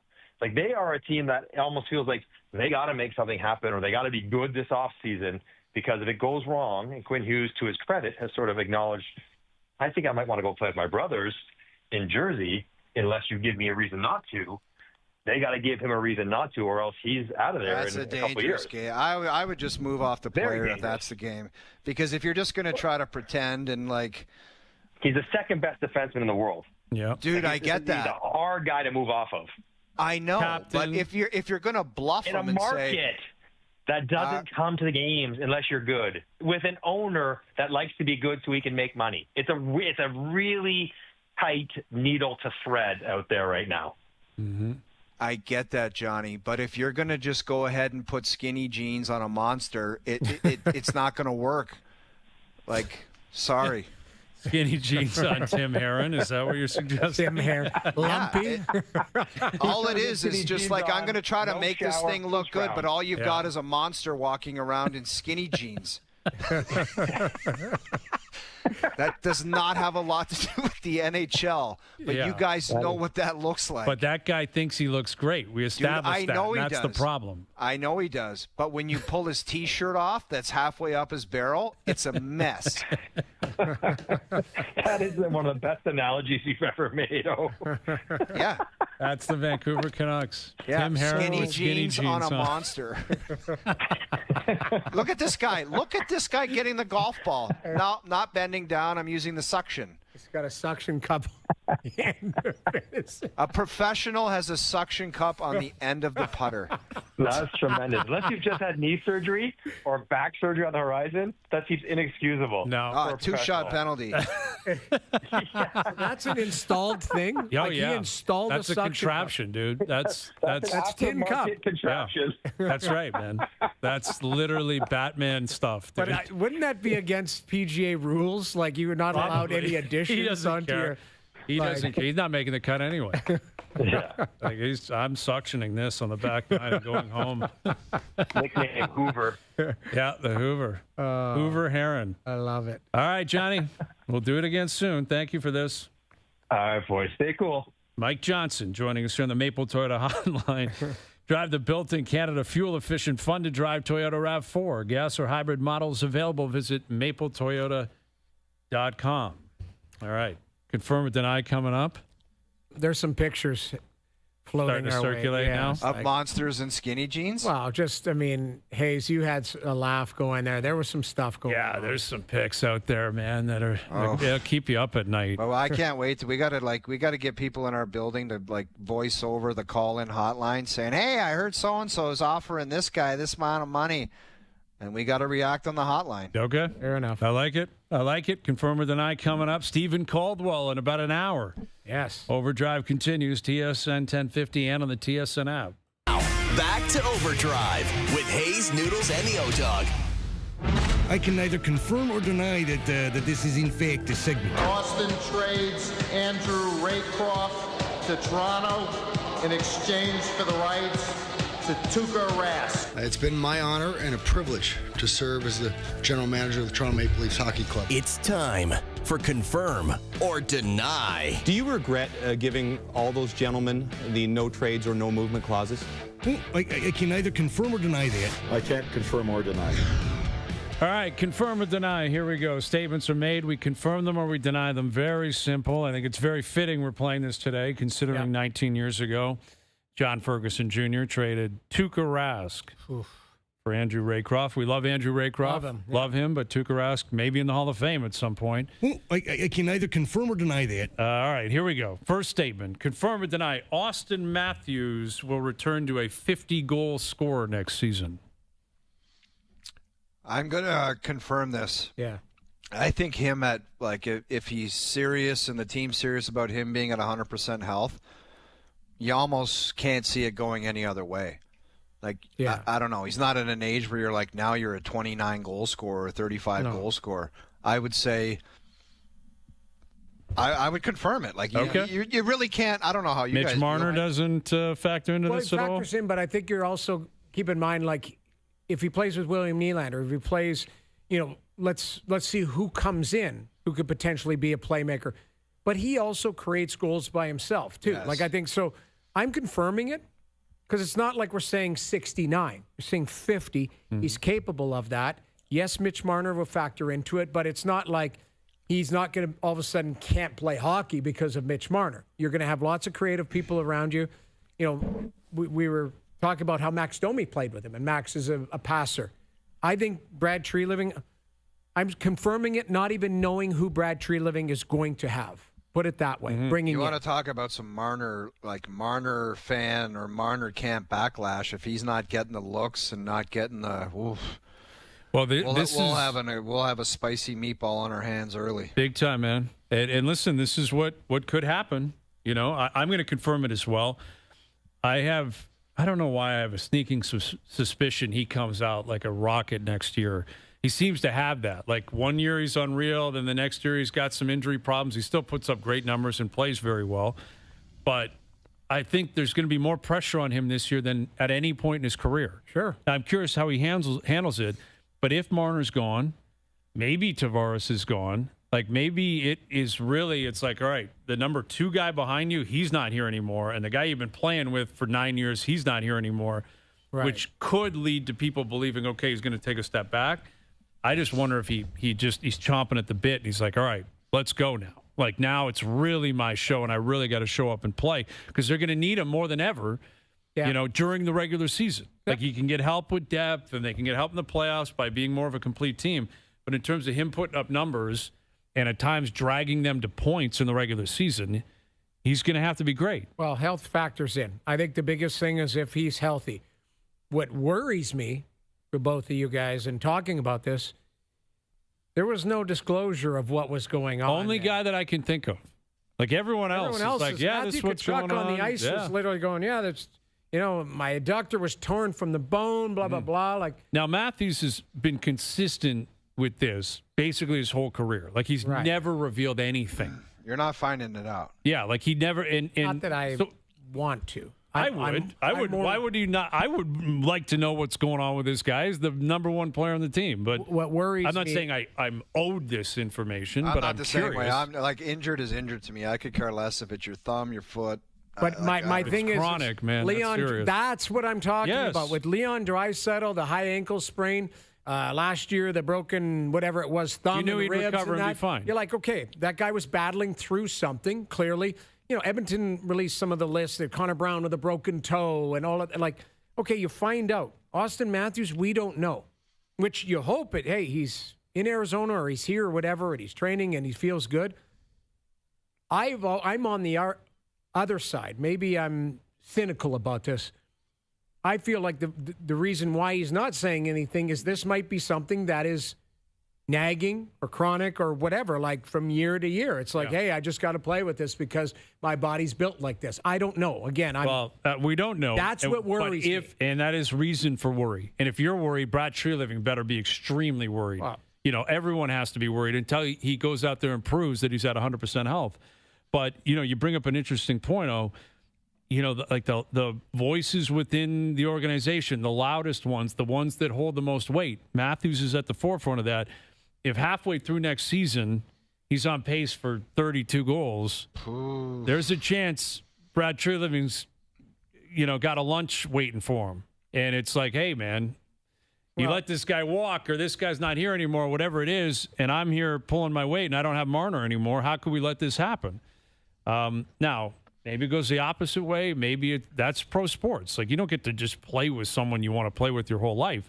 Right. But he has clearly benefited from playing with Mitch Marner. There are stats out there, and I'm, on the fly, but a Leaf fan can send them to us, or Joe, I'm sure, has them on his screensaver. Yeah, on his eyelids. Exactly. But Mitch Marner has factored into X amount of goals of Austin Matthews throughout his career. Mm-hmm. There's probably a percentage or a number. Yeah, it's a high percentage. Right. So, higher than anybody else. Right. So there is a difference. And you made a point, and it was a great counterpoint, because I had this argument or debate with Steve Koulias on TH2N. I said the minute that St. Louis left Tampa, Stamkos will never score 60 again or whatever. And then in came Kucherov. And then you said, this Kucherov guy shows up. Yeah. Okay?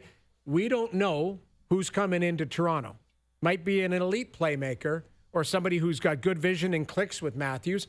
Or again, it might be, hey, let's put the $11.5 million player on your right side, William Nylander. Well, that is a great point. Like at this point, right now, it's the great unknown. Clearly, we don't know. Right. But every great player that's in the league for a long time, you have different stages of your career. Exactly. In the first 9 years, Matthews was connected with Marner.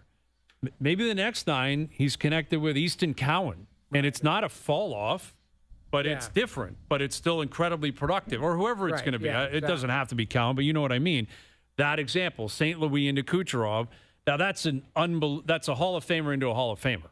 Like, it's probably unreasonable to expect that immediately for the Leafs, but it doesn't also have to be game 1 of this year.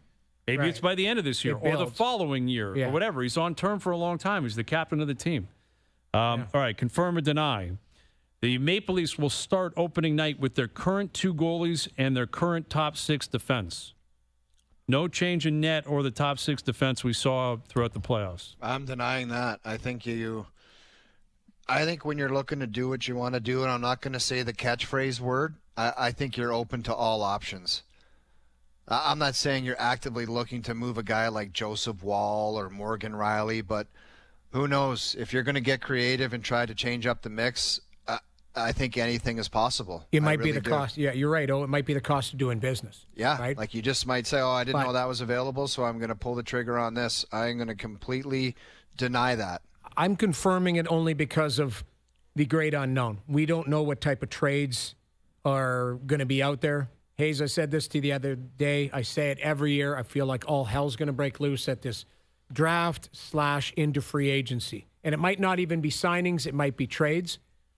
But if we're looking at positions that are probably the most safe, those are the two, right? Like you got your goalies. You got them under contract. You were very happy with them last year.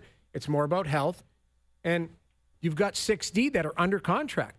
Like and all of them have more than 1 year. So if it is somebody that you're trading for, maybe it's a package like, okay, that team wants a top 4 defenseman, so Carlo has to go. And then you're bringing in a centerman and a defenseman in a bigger package. But right now I'm confirming that you probably are starting with those guys just based on what we see in front of us.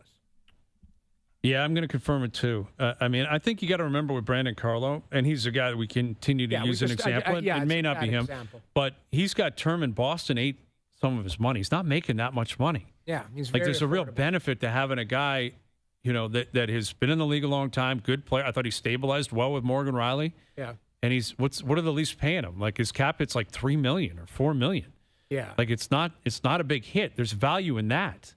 Agreed. Like the idea of, okay, you bring in Ekblad for 8.5 or 9, and Carlo's got to go. Okay, you're chewing up like $5-6 million in cap if you're going to do something like that. But you are, the trade-off is you're better. You're better. Are you right. $5 or $6 million better? I mean, that's a part of the equation as well. I mean, I think Ekblad's clearly a better player than Carlo, but right. Carlo's not a 7th defenseman disguised as a top 4. Yeah, Carlo right now, according to Puckpedia, is 3.8. Cap hit is 4.1. And that's Boston's eating $300,000 or something, I believe. Right. So 3.8 for a big right shot defenseman with experience. That's a pretty good contract. Good clip. It's a really good contract. Yeah. All right, we'll come back and sprinkle in some more confirm or denies. Steven Caldwell still to come. Trevor May on the Jays back in action. Max Scherzer making his return tomorrow. Overdrive continues. TSN 1050 and on the TSN app. Now, back to Overdrive with Hayes, Noodles, and the O-Dog.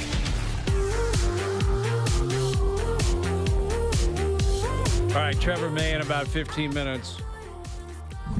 We've been talking a lot about celebrations recently, and the Thunder parade was a little bit thin. Like there were some, and I think you got to be fair. You get to the finish line, it looked good, and everything kind of fills in, but there were some images, some blocks there where there were like people walking to work. It looked like a, what is that called? Sunday, 26 Boxing Day sale at it looked Best like Buy. the Trump inauguration ceremony where he was like, "This is the biggest ceremony of all time," and then they panned the picture and there was like the least biggest crowd of all time. Yeah, they look. I mean, like it's kind of scattered, man. And you would think in a town like that, like a really small market, would just be. They got nothing else in terms of pro sports. There's no NFL team. There's no NHL team. There's no baseball team. And they win their first championship, and it's like, oh, yeah, I guess. That looks like, what do they call it, Black Friday or whatever? Like that looks like the Best Buy. It looks like a tour bus is rolling through town. And I do it every time, and it's such a loser mentality thing to do, guys. Like when I see the Florida parade or different markets, I'm like, the Toronto Maple Leaf parade, like, it's just. Oh, it'd be insane. I know. I have to get it out of my mind sometimes because I'm like, it would be, I don't know how many people would be in the downtown core. Like, well, the Raptors were a perfect primer, and that's another thing. I hold everyone else's parade by the standard of the Raptors parade, where the three cars of us couldn't move. They couldn't get out of the X, like Exhibition Place. They were stuck down there for like an hour and a half because people were just blocking everything. There were so many people that like, we can't even drive because we're going to hit somebody. There were millions and millions of people downtown. And Now that's the standard. So now I look at Oklahoma City and I'm like, man, the Raptors just crushed your parade. Yeah. Like nothing matches that Raptors parade. We don't care. You guys are losers. We want exactly. The players. It's such a loser thing to do to say our parade would or could be better. It means absolutely nothing. There's nothing to it. Nothing. Yeah. But the Raptor one actually happened. The Maple Leaf one is just simply a dream. Like it's not even real. And they haven't had one in almost 60 years. But speaking of Oklahoma City, Ramona Shelburne of ESPN wrote an interesting piece, like looking back on Sam Presti and his run as the guy who's been the architect of Oklahoma City for a long time. Interesting viewpoint from, a decade ago to today, and I think it applies to the Maple Leafs. I'll read that. We'll get into it into the next hour. Jay's back in action tonight. Steven Caldwell coming up as well. Overdrive continues. TSN 1050 and on the TSN app. This is Overdrive with Hayes, Noodles, and the O-Dog on TSN 1050.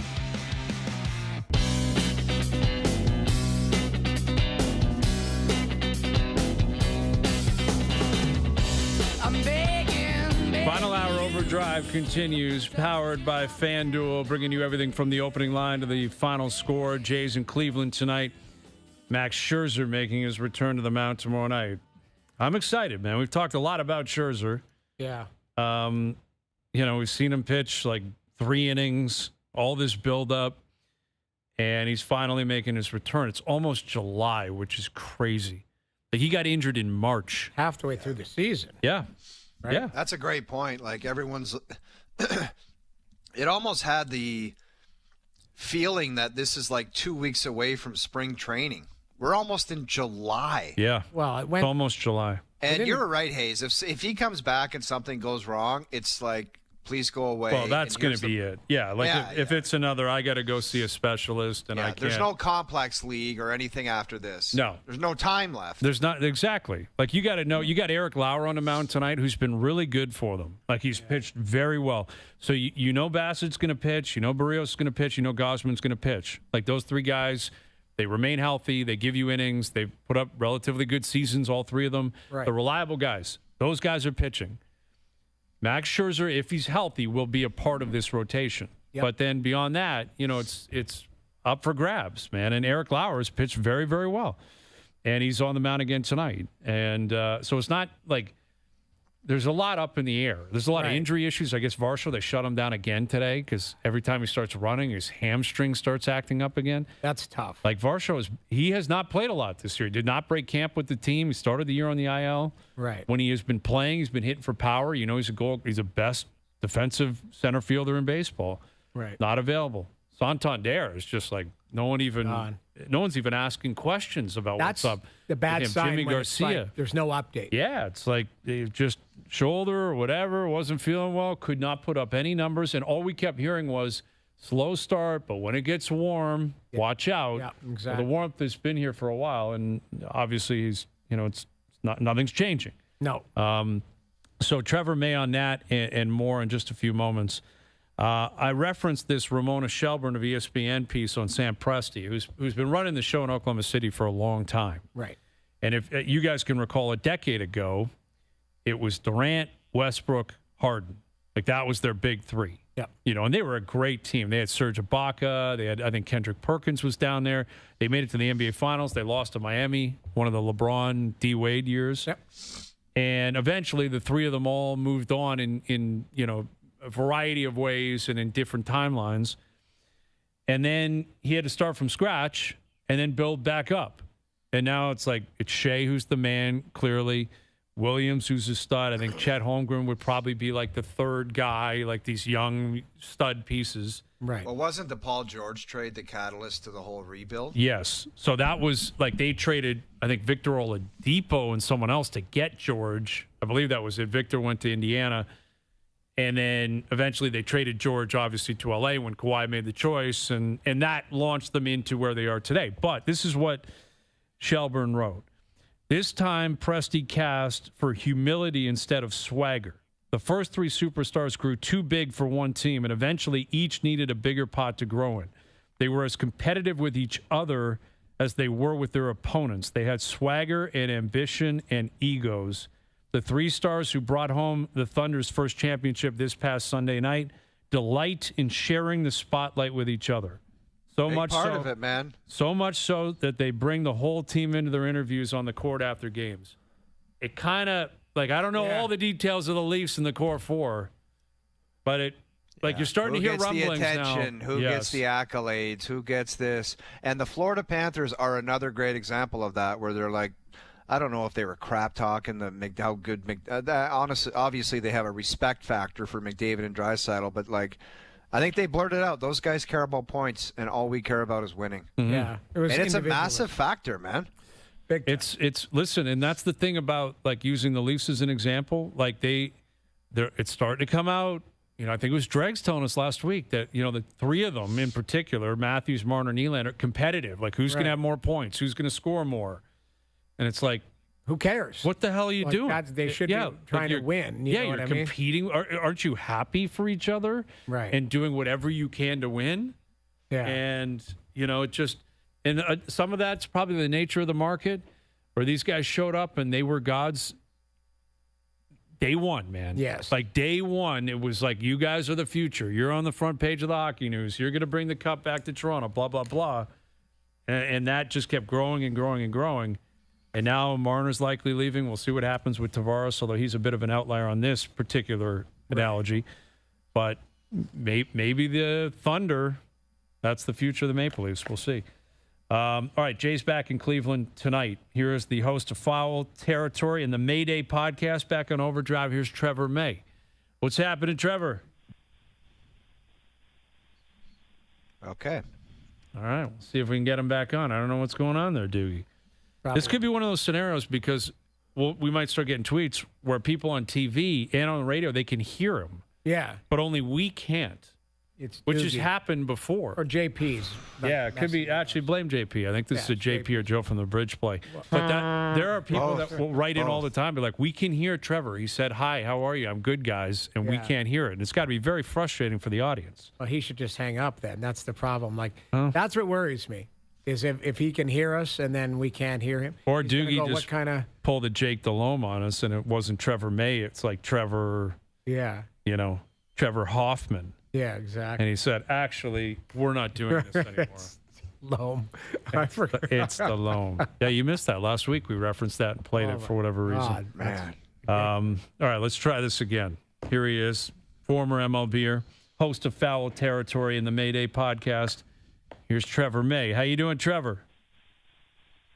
I'm doing well. How we doing? Sorry about that, guys. All good, man. All good. Yeah, we're doing well. Thank you for doing this. We're excited up here in Toronto because, the Jays have hit the road, and Max Scherzer is making his triumphant return tomorrow night. He's pitched 3 innings this year. Didn't go so well. He went on a kind of a search for perfection of health, and his elbow and his wrist and his shoulder. And what is your level of expectation for Max Scherzer as of tomorrow night? Well, having have played with Max for a year, my expectations are always high because I think he sets very high standards for his play and his health. And I just wouldn't put doing anything out of the ordinary past him. But I would say, if we can go out there and get 4 or 5 innings, that would be a big win. I think, he's a guy who really likes to be, cooking on all cylinders right away. And but ramping up, I think, and just like at this point, it's just eating innings that is what's needed. So if he goes through the entire outing feeling good at the end of it, I would say that should be a smile on everyone's face. Would you agree, though, Trevor, like if he shakes his hand one time or grabs his thumb or his ribs or anything, that's probably game over for the whole operation for Max? I mean, it wouldn't be a good sign, and it would be an indicator that things aren't feeling as good as he needs them to feel. So that would definitely be something that would need to be considered at that point. It comes, time comes for all of us. He's 40 years old. You just don't heal like you used to, and it's harder and harder and harder just to kind of white knuckle your way through pain. The older you get, you got to feel better to pitch well. And I think anyone who's pitched as long as he had will tell you that. So, fingers crossed though. He seems like he's well aware of what was going on and what the issues have been, and he's done what he needs to do. He's one of the hardest workers I've ever seen to fix it to best of his ability. So one thing I'm confident in is that Max Scherzer is going to be in a position to have success. It's just whether or not it happens. But yeah, I think that he's going to be watched like a hawk, not only by fans and everyone like in the booths and on TV, but also by that front office.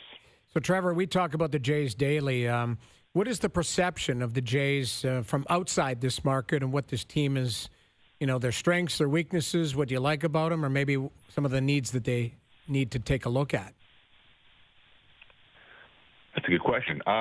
One definitely, even when I was playing, but for like the last decade or so, they've always been known to be able to swing it. It's interesting because I feel like that kind of wasn't the case the last year or two. And some of the pitching has been a little better, or at least the starting pitching. But it's a dangerous team. It's a team you can't really take advantage, or you can't look past. I mean, I think they're 5 games over 500. They're right in the hunt this year. That's maybe even a little bit better than a lot of the rest of the league would have anticipated. And it's just, if you go in and you're not prepared to play, they just absolutely boat race you for 3 days, and no one wants that to happen. So I think that, or at least the other teams don't. I mean, I guess you guys would love that. So yeah, for outside looking in, it is interesting that it's the one Canadian team. Sometimes they go overlooked in terms of watching. You're watching MLB Network, or you're sitting in the clubhouse and watching all the other teams. Maybe the Blue Jays aren't in front of your face as much, but definitely known as a organization that's going to be in the hunt there at the end, and that they can go up and put 15 runs on you if you're not careful, and that's been my experience. Yeah, and I think that applies this year. You're right about the bats. It was remarkably frustrating last year, even the year prior to that, where they made the playoffs, 89 wins, but could not get big hits with runners in scoring position, didn't hit for much power. But that's changed a lot, recently. In the last month and a half, there's been a lot of bats picking up. Addison Barger's been huge, young guy who's an everyday player now. Vladdy's heating up. Alejandro Kirk's been outstanding. Bichette's been really, really good. Springer's hitting for some power. And they're in the hunt in the American League East. They're 5 games above 500. They're in a wild card spot. They're only 3.5 back of the Yankees. And the American League East, coming into the year, there was a belief that it would be more watered down than in the past. And I guess that maybe is coming to fruition, although there's, a lot of teams that are hunting for playoff spots that play in the American League East. And I'm curious, do you see the Yankees as like a clear-cut best team in the division, or do you think the Rays and now most recently the Blue Jays might have a chance at actually catching them by the end of the year? I would say if you asked me that question 3 weeks ago, I would be much more confident in saying yes, especially with like the way that Rodon had started the season and how him and Fried have really taken over for the absence of Garrett Cole. But, he's come down to earth a little bit. The team in general has come down to earth a little bit. The backside of their lineup has kind of slowed down. And even though Aaron Judge is still hitting 370, he's not hitting 420 anymore. So the gap has been closed, and I would not put it past Tampa and Toronto to make a run at this thing, because it's happened in the past, and it's kind of the name of the game in this division a lot. Tampa's been on an absolute tear. I just think it comes down to who gets hot when, but I definitely think it's winnable. It's a much closer division than maybe was anticipated maybe a couple weeks ago. Trevor, you got to explain one thing to me. When I watch Judge smash one basically out of ballparks, I always ask myself, what on earth was the pitcher doing putting that thing anywhere close to that? And I know that nobody's a coward in the big leagues, but I just wonder why it's not like Serrano curveball in the dirt every time. And it's like, I'm not going to let this guy try to just smash this. I don't understand the thought process. Well, there's a couple things going on with Judge, and I'll be honest, Juan Soto's very similar in this way. Yeah. I'll even throw a Kyle Schwarber in this area. I think actually Schwarber and Judge are definitely a closer comparison, simply because you want them to strike out. They swing and miss. They have swing and miss, and so now that you know that, and Judge will miss stuff in the zone, and so will Schwarber. It's just very specific spots, and if you hit those very specific spots over and over and over again, they'll just be out. Unfortunately, those two guys have been around long enough and have completely committed to the fact that they know how their swing operates, what they can hit the hardest, and they've just made a decision that if a pitch is missed in that zone, it simply is not going to be missed, and I'll take whatever else comes with that. If I keep getting those really perfect pitches over and over again, then I'll get out. But 99% of guys can't do that as much as they need to, and I'm strong enough where I'm gonna get them, and they both have. They're both hitting tons of home runs.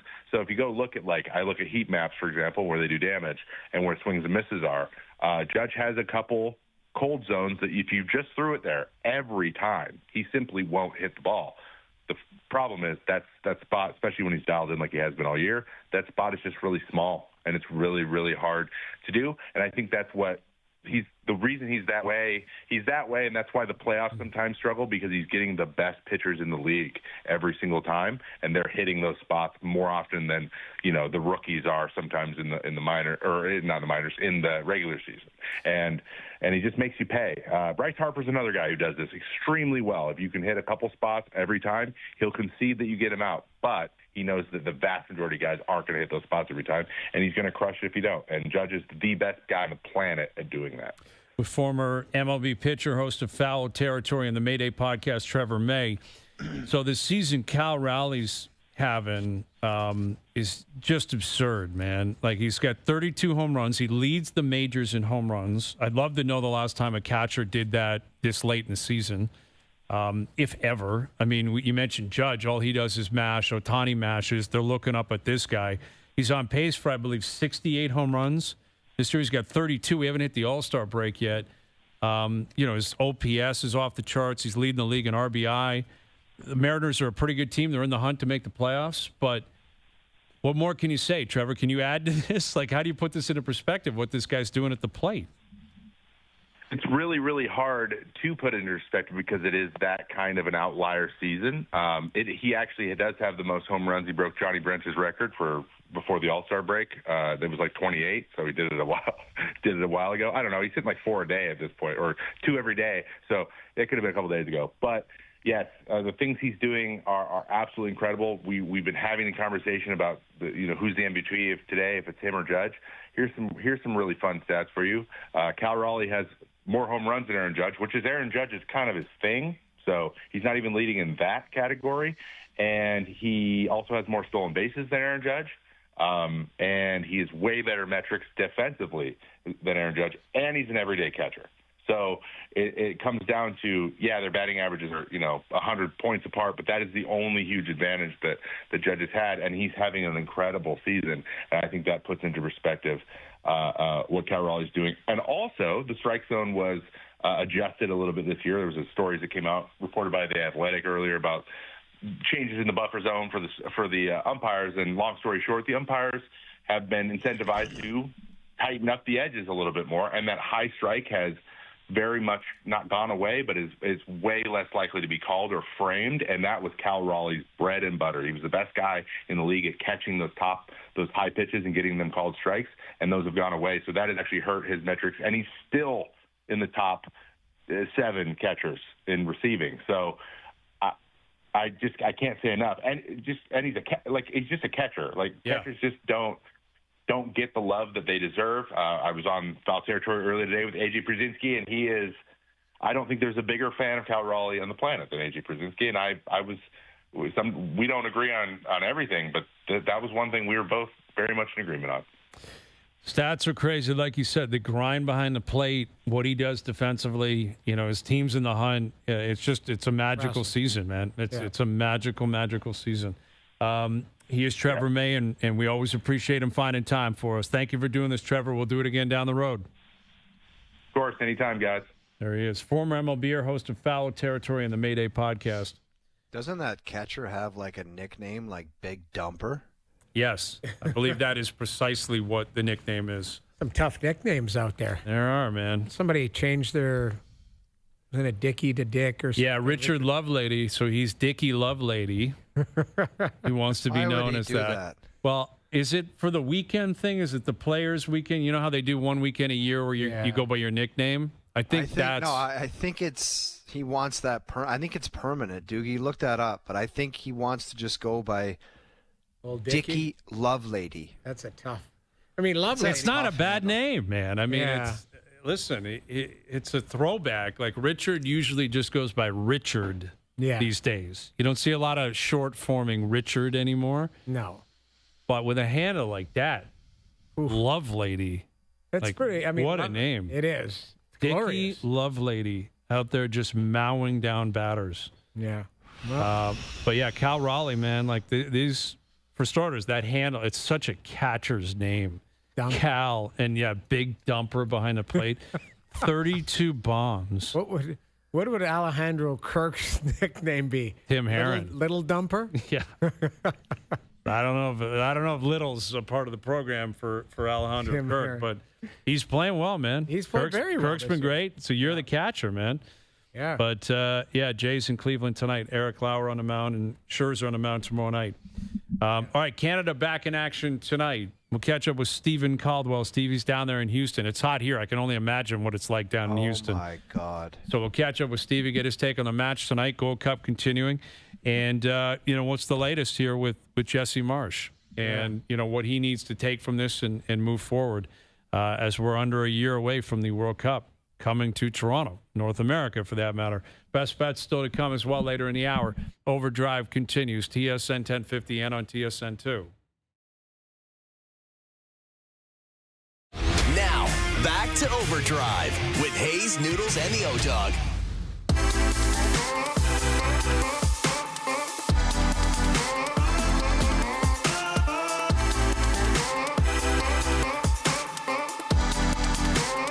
All right, best bets later in the hour. Don't forget, TSN 1050 wants to give you the ultimate iHeartRadio app experience or iHeartRadio experience this summer at Osheaga Music and Arts Festival in Montreal. Just listen to TSN 1050 on the free iHeartRadio app for 10 minutes every day. Click enter when prompted, and you're in the draw. You'll see Olivia Rodrigo, The Killers, Gracie Abrams, and more with gold weekend passes. Plus, we'll hook you up with travel thanks to TripCentral.ca. A 4-night stay at the Montreal Marriott Chateau Champlain, and $500 spending money. Listen every day for more chances to win. That'll be great. I mean, those are all, for the most part, acts well within the prime that are going to put on a great show. I was reading something in the online. New York Post had written something or posted something earlier this morning that I guess AC/DC is touring right now. Oh, yeah? And there's some viral videos, and it's not going well for the boys. 1,000 years old. Angus Young. Angus literally is just like, oi. And I love AC/DC. I've seen them live a couple but times. I couldn't do it. I could not pull the trigger on it, man. And there's like this kind of discourse online where people are saying, just, you got to retire. Wow. Like, you got to stop. And now they're making so much money, and people are buying tickets, and they're touring through Europe, and I think they're going back to Australia, which is big. But Angus Young looks like Mr. Burns now. Yeah, the hair's all mangled, like and he crawled out of a dumpster. Yeah, and he's just an all-time like, you're talking great too. Selling out like massive stadiums. Yes, but it's AC/DC. It's like the Stones. We've all seen them live. Yeah. They're an amazing I know, but live selling act. it, they're not know like smaller kind of like smaller venues. They're massive venues. Yes, massive. Yes. Well, it's not worth their time to play a bar or something. No, like I'm these not talking guys. about a bar, but I'm talking like an amphitheater or something. No. We're they talking play stadiums, dude. Because these guys are making hundreds of millions of dollars still. Yeah, so I don't even blame them for saying I'm going to do it. But it's like I just saw a quick video that again has gone viral of Angus Young. It's wild to see this guy. Yes. Like, and he's trying to play and he's trying to sing and keep up, and it's just it's a bad scene, man.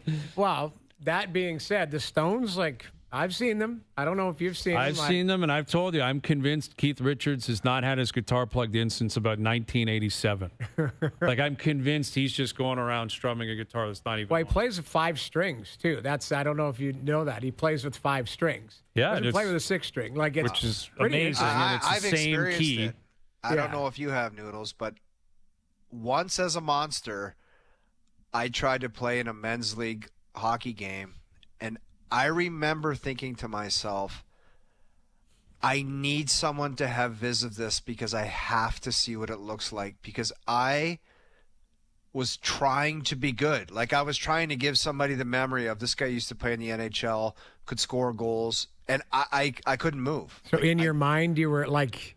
In my mind, I wanted to see what it looked like, because it was like I had no shoulder pads on and just an absolute monster barrel hanging over my hockey pants. You probably still had a rocket of a shot, though. That's the thing. Yeah, but it was so bad to feel that. I can't imagine. I wanted to see what it looked like because it had to have looked so bad. Yeah. Wow. And that's the thing, man. You were in your late 30s. You know, like, this is different. You're not AC/DC. 78 years old. Yeah. Yes. Like, I experienced that at 36. Right. Yeah. So could you imagine doing that in 25 more years? You go back out there and try to play with a Leaf jersey on. Yeah. I don't know, man. It's tough to tell somebody to retire, but you've done enough. AC/DC's had a great run. I presume they're all worth a fortune. Yeah. Great band. We all love AC/DC. I know, but I think you got to stop. I think I'm in the camp of maybe you just hang them up. Stevie Caldwell could play forever. That's a guy that probably could. And he's down there in Houston. We've got Canada versus El Salvador tonight, the Gold Cup continuing. And here's our main man, our TSN soccer analyst, Steven Caldwell. How you doing, Steven? Doing well, guys. How are we doing? Doing all right, man. It's warm up here. What's the weather like down in Houston? It's pretty warm in Houston, tell you that as well. Yeah, we're in a bit of a heat wave in Houston as well, so it's going to be a hot night for the guys, as it was on Saturday. It's not going to be easy conditions to play the type of football I think Canada excel in, which is high-paced and up and down. So, yeah, they'll have to manage that a bit again tonight, I feel. Yeah, those are always interesting games, man. When you and I guess that's common in the World Cup. Like I'm sure you played a lot of different games with a lot of different elements. Whether it's cold, whether it's too hot. Like, how would you expect Marsh? Because it's a pretty big match for them tonight. Like, how would you expect him to lay out his lineup, and how does he distribute minutes tonight? Yeah, that's an interesting question, isn't it? Like, how does he spread out the minutes here? Because I think what he found in last summer's Copa America was that if he plays the same guys, as you get to the latter stages, you start to see that they're very tired and he sort of wants to make changes, but you're not going to make changes in a quarter or a semi-final. So I think he's tried to space it out around this group stage. Worked in the first game. Obviously didn't work so well in the second game. We'll see what he does tonight. Does he start to go towards his main 11 for the rest of this tournament, or does he still kind of chop and change and try a few different partnerships, knowing that he's highly likely to get through the group? El Salvador have to win by 5 goals, I believe it is, to knock Canada out. So, you know, they're in the next round, they're in the quarterfinals, and I wonder if he still makes changes, or he says, okay, it's sort of knockout football now, and he's going to bed in his best team to play the remainder of the tournament. Stevie, does he have to be on his best behavior, mind his P's and Q's, or what the hell's going on with him? It's been a saga, isn't it? It's been like, what the hell, man? Yeah, it's been a bit of soap opera, guys, I have to say. It's, I mean, CONCACAF in a lot of ways make these sort of weird and peculiar sort of rules and sort of style of doing things that's different for FIFA or UEFA or most governing bodies. So I can see why a manager and an organisation would get so frustrated with them, especially when you're not one of the top two in terms of Mexico and the USA. They clearly get favouritism through everything. And so I think because Canada's competing with them on the field and they think of themselves as number one in CONCACAF, they feel like that should be reflected in some of the decisions that are made, and they felt a bit persecuted by that. So, you know, it's got a little bit childish. I think it's wise of Canada Soccer to dial back a bit now and concentrate on the football, concentrate on the field, and hopefully CONCACAF will kind of take that stance as well. So I don't expect any more shenanigans, let's call it, on the touchline, but you just never know. If there's a crazy decision and Jesse Mars feels like he goes against his team, he's such a passionate character. I wouldn't be surprised if he's right in it again. He's one of the guys, he's probably a bit like myself. It's hard to stay away from the conflict that sort of comes to you, and you've got that attitude, you sort of face it head on. With Steven Caldwell, in terms of, you know, Marsh, kind of like a guy was serving a suspension and they're reviewing what might have been going on while he was doing that. And you mentioned the difference between CONCACAF and other, ruling parties around the world. Are you of the impression that Caldwell, has been warned kind of across the board by maybe Canadian soccer and the CSA? Like, watch yourself here, even with what you just pointed out. He can run hot. He's a passionate guy, loves his players, wants to win. Like, what would a different-looking Jesse Marsch, appear like tonight, and I guess throughout the rest of this tournament? That's the balance, isn't it? It's a hard balance to get because you don't want to lose who you are as a person and what your personality is, because that's sort of why you've been hired and why you've been successful. He's been successful so far for Canada. So he's got to find that balance. And I think it's sort of take off the chip on the shoulder a little bit and start to realise that, most of the decisions even themselves out. That's what I think. I think when you've got a logical head on, you go, well, we get some for us, we get some against us. You think of the penalty kick at Nations League where Cornelius got fouled by the Mexican defender. It should have been a penalty. It wasn't given. That's what sort of led to the ban because he was furious heading into the USA game. But then you look at Saturday night where there was a whistle that came for the crowd and it came off Saliba's hand, and Canada get the decision because the ref decides it's going to be a drop ball instead of what, to the letter of the law, should have been a penalty kick. So, it goes in ebbs and flows. So I think that they should just sort of get on with it on the field, and I don't think Jesse Marsch should change too much, but you got to make sure that you're within the laws and within the rules of the game. So, you can get carried away at times, and you want to fight for your team, and these guys really love him, respect Jesse Marsch. He's been that figurehead. He's been that real vocal voice for them in many levels. But I think it's time now to kind of try and dial that back a bit and sort of empower these guys to go out in the field and play and deliver for Canada. It's, once the whistle goes and you put them out there, it's up to them to get the job done. So he should focus, I think, on getting the game plan right and sort of setting out the best team and then letting them take care of the rest. Canada, El Salvador on TSN tonight, wrapping up the group stage of the Gold Cup. Here we're chatting here with Steven Caldwell. Stevie's down there in Houston, and I've seen that TSN has posted a new episode of Park the Bus. Yourself and Kevin Kilban are, releasing all these new episodes, and there'll be a bunch of them leading up all the way to the World Cup that, again, starts in less than a year. And I'm seeing the title on today's episode that was released. And again, it's an hour long. It's a great chat, great view. You got to check it out, YouTube, wherever it happens to be, wherever you download podcasts.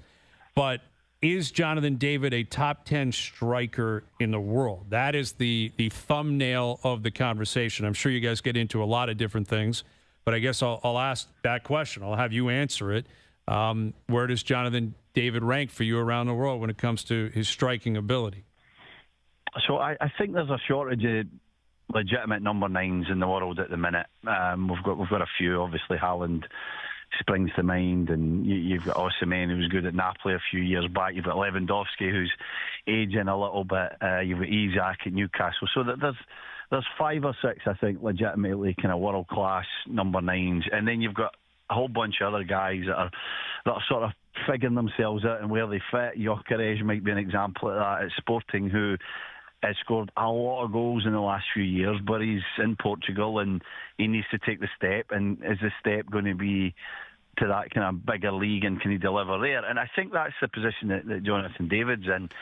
He needs to take the step, and what level is that step? Is it Serie A, a lot of talk around Juventus and Napoli, or is it Premier League? And if he goes and scores goals then I think he's legitimately in that conversation in the top 10. But at the minute, I've got him in sort of top 25, and Kevin grills me on this and part of the bus because he thinks he's a little bit higher. But I just still think that in a lot of ways the jury's out on Jonathan David. He's a top-class striker, but is he top 10 in the world? I think he's got to prove it at that next level. He's got to prove it at a higher club level, and we'll have to see if he can take his game up a notch or two.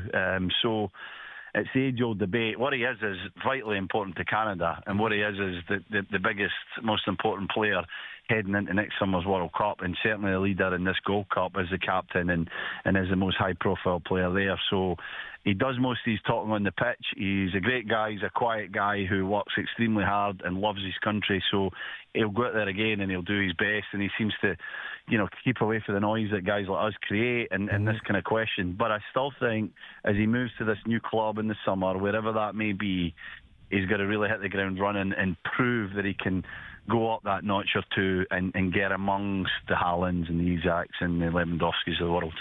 So a lot of the discussion leading up to the Gold Cup was who's available for Jesse Marsch, but also who's not available. We know Alphonso Davies isn't. There's other prominent players that weren't available for the tournament, but this is a big, big opportunity for guys to kind of put themselves, in front of Marsch and possibly play themselves into a position where they're on the World Cup team. And I know on Park the Bus and on other, things you're doing with TSN between now and the World Cup next year, there's going to be a lot of that discussion. Like we got a pretty good idea, I would think, 70, 80% of the roster. But, how much is still up for debate in your opinion? And are there any players that you can think of over the past couple of games, leading into the match tonight, leading into the rest of this Gold Cup, that you think are possibly playing themselves into the mix as we get closer to the World Cup? Yeah, I think as we try and kind of build the profile in this team and highlight, the sort of, let's call it 30, 32 guys that can legitimately sneak into this 26-man roster, we look at where is that depth and sort of what needs to happen in terms of a Jadon Nelson or an Ali Ahmed, a Zorhan Bassong as an example, guys that were probably on the outside, especially Nelson and Bassong in the last 6 months, and they've came to the fore. They've done well in a national team jersey. They're doing well at club level, and we're starting to think, okay, they could make it and they could play legitimate minutes. And it's trying to find that consistency at the higher level that's hard for these guys. They sort of have one good game, and then there's a couple where you're maybe a little unsure. But I think that's what a springboard like a home World Cup does for a player. It allows them to dream. It allows them to, find new levels of dedication, professionalism, whatever you want to call it, and take their game to a new level. So I think there's real opportunity there for 4 or 5 guys. 2 guys that I'll say have stepped up in recent games between the early June friendlies and the Canadian Shield and then the early Gold Cup games are Nico Segur, who's been outstanding. Hajduk Splitman has been outstanding at right full-back and is becoming a player that I think Jesse Marsch wants to try and find a place in the 11. Now, I don't know if he's going to be able to do that because, you've got a lot of players vying for a position, but he's someone that, with Alistair Johnson being your sort of first-choice right back, you're saying, can Nico Segur kick him off that place, or can he find a place somewhere else in the team, and can you adjust? So he's one that's pushing really hard, and Saliba's pushing really hard as well, who reporting from Matthew Shinetti just recently is just signed for Anderlecht. We know it's coming. He's going to go play in Europe and play in Belgian football, and he's been outstanding for Canada. He's a guy that for me could push alongside the Eustachio, maybe replace Connie in that 11 as well. So 2 guys vying for the 11 definitely in the roster, and then 3 or 4 guys that are fighting to make the 26-man roster.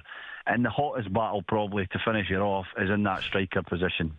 David's in it. David's playing. And who's going to partner him? Is it Larin? Is it Oliver Shea? Is it Jebison? Or is it Promise David, who's probably in the hottest form and might just be the one that's going to get the biggest chance to show that he can knock Larin off that position and make it in the starting 11. So there's loads of battles going on. We're going to find out more in the next 2 or 3 weeks, and then the upcoming friendly games, September, October, November. But I don't think we're going to know for sure. We're going to debate this. It's going to be debated coast to coast all over the country, all the way till Jesse announces his squad just before the World Cup next June.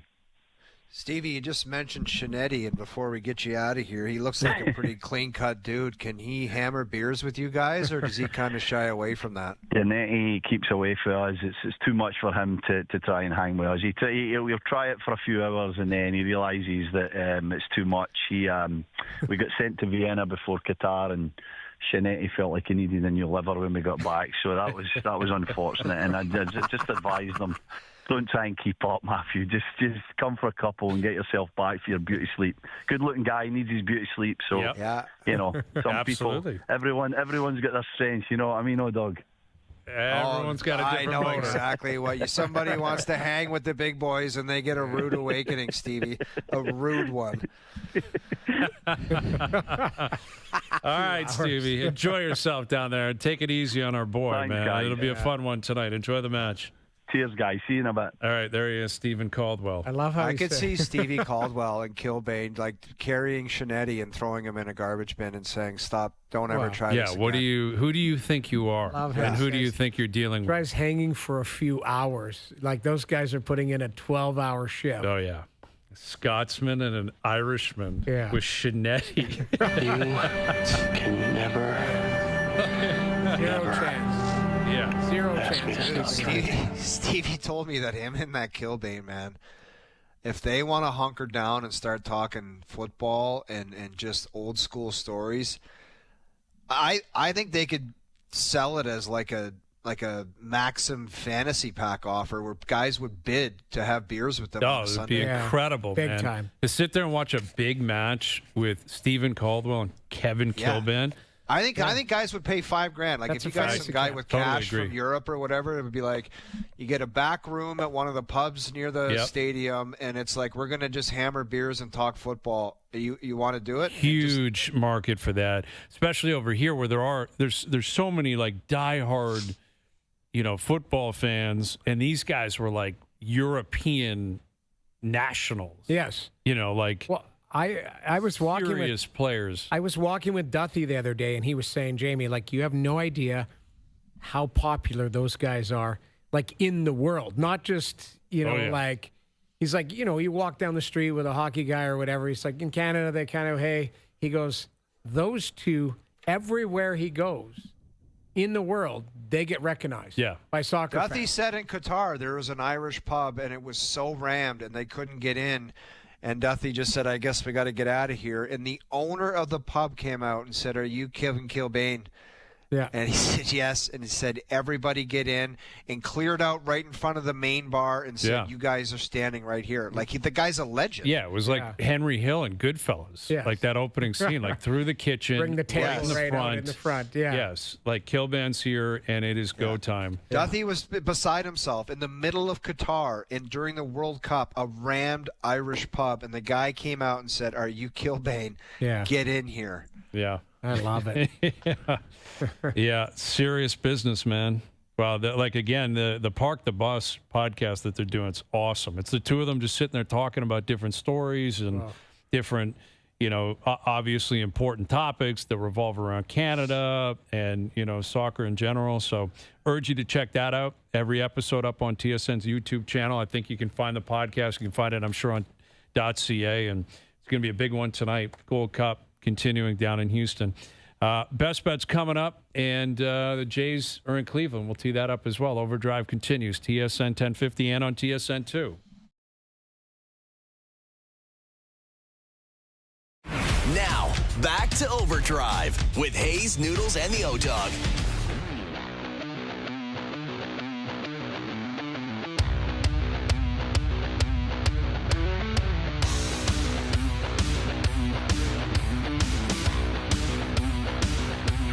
All right, today's Best Bets are powered by FanDuel. Make your picks and assemble a same-game parlay in seconds on the FanDuel Sportsbook app. It's all baseball, man. Tigers, you got Skubal on the mound, best arm in baseball, at home against the Athletics. I will take the Tigers on the run line. I think they win by 2+ tonight.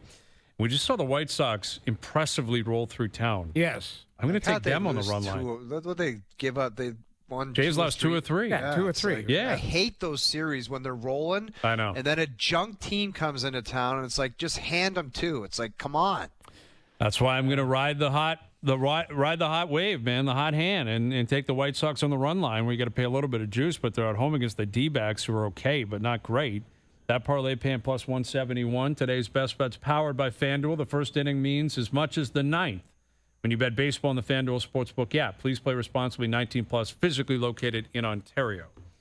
There's big trades going on in the NBA. That's just par for the course, man. Like, it's literally. It's crazy how many, because we keep talking about it with all these leagues, like cap going up, and it's a different world.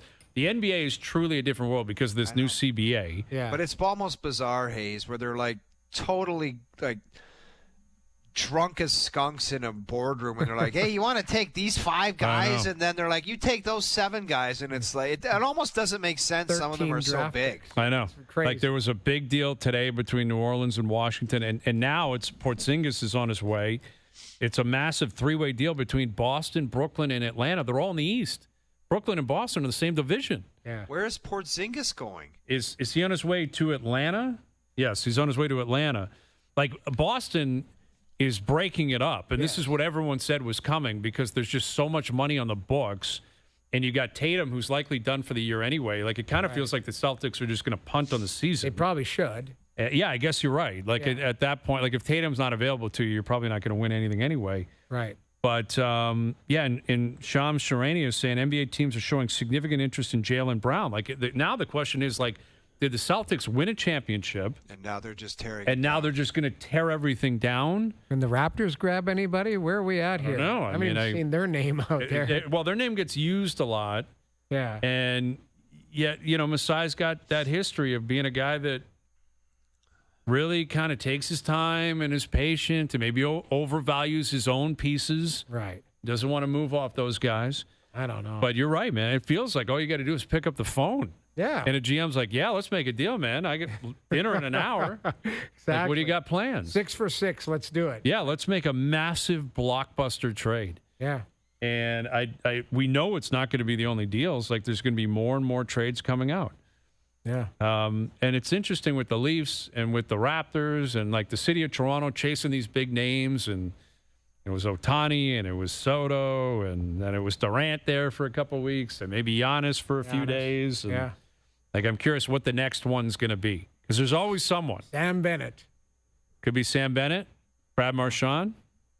Yeah. Kind of feels like Marchand's the one that's more likely to have people kind of like Bennett's not leaving Florida. I think most people have conceded that. Maybe he will, but it just doesn't seem likely. Marchand wants to cash in more than anybody else. Yes. So doesn't that feel more likely that the Leafs are connected to him and Leaf fans start buying in like it's going to happen? He's coming up here and then he signs in and then San Jose. But when he signs 4 years at $8 million, you'll find a reason. I mean, listen. He is a culture changer. Oh, yeah. Right? He is a difference, different now at 37, 38 or whatever. Yeah. Like he is a hell of a player. The gamble at 37 to give him big money at big term. It would almost be like a Leafy thing where it's like you want a culture changer to be a guy that you drafted as opposed to paying someone at 37. Right. Yeah. Or a culture changer trading for a guy that's 26. Not like, do you know what I mean? Yes, like, I know what you mean. It's Matthew Tkachuk. It's Doug Gilmour. It's like that. It was like back in the day where their goaltending and Phaneuf and Kessel. It was like all their key parts were from other teams. Yeah, Bernier, everybody. It was like nothing was homegrown. It was like we tried to buy it. It's just really tough, man. Yeah, you're right. Yeah, and you don't want to get too carried away with the like DNA change, and then you start like massive money going the other way. Yeah, exactly. All right. Okay, good stuff today. Good photo shoot for the boys. We did. Very good stuff. Everyone looks great. Everyone feels great. Send out a good picture tonight. I'm going to find a good pic. I'll post it on Instagram. I'll post it on Twitter possibly, right? The whole thing. I'm going to find a really good pic of the three of us. Yes. Thanks to everyone behind the scenes for helping out. We appreciate it. Everyone for tuning in today. TV, radio, podcast, web, and, of course, up on YouTube Live on TSN's YouTube channel. We're out of here. Enjoy your evenings. Enjoy the games tonight. We're back tomorrow at... Sorry I said you dyed your hair. I have dyed my... 4 p.m. We'll chat then.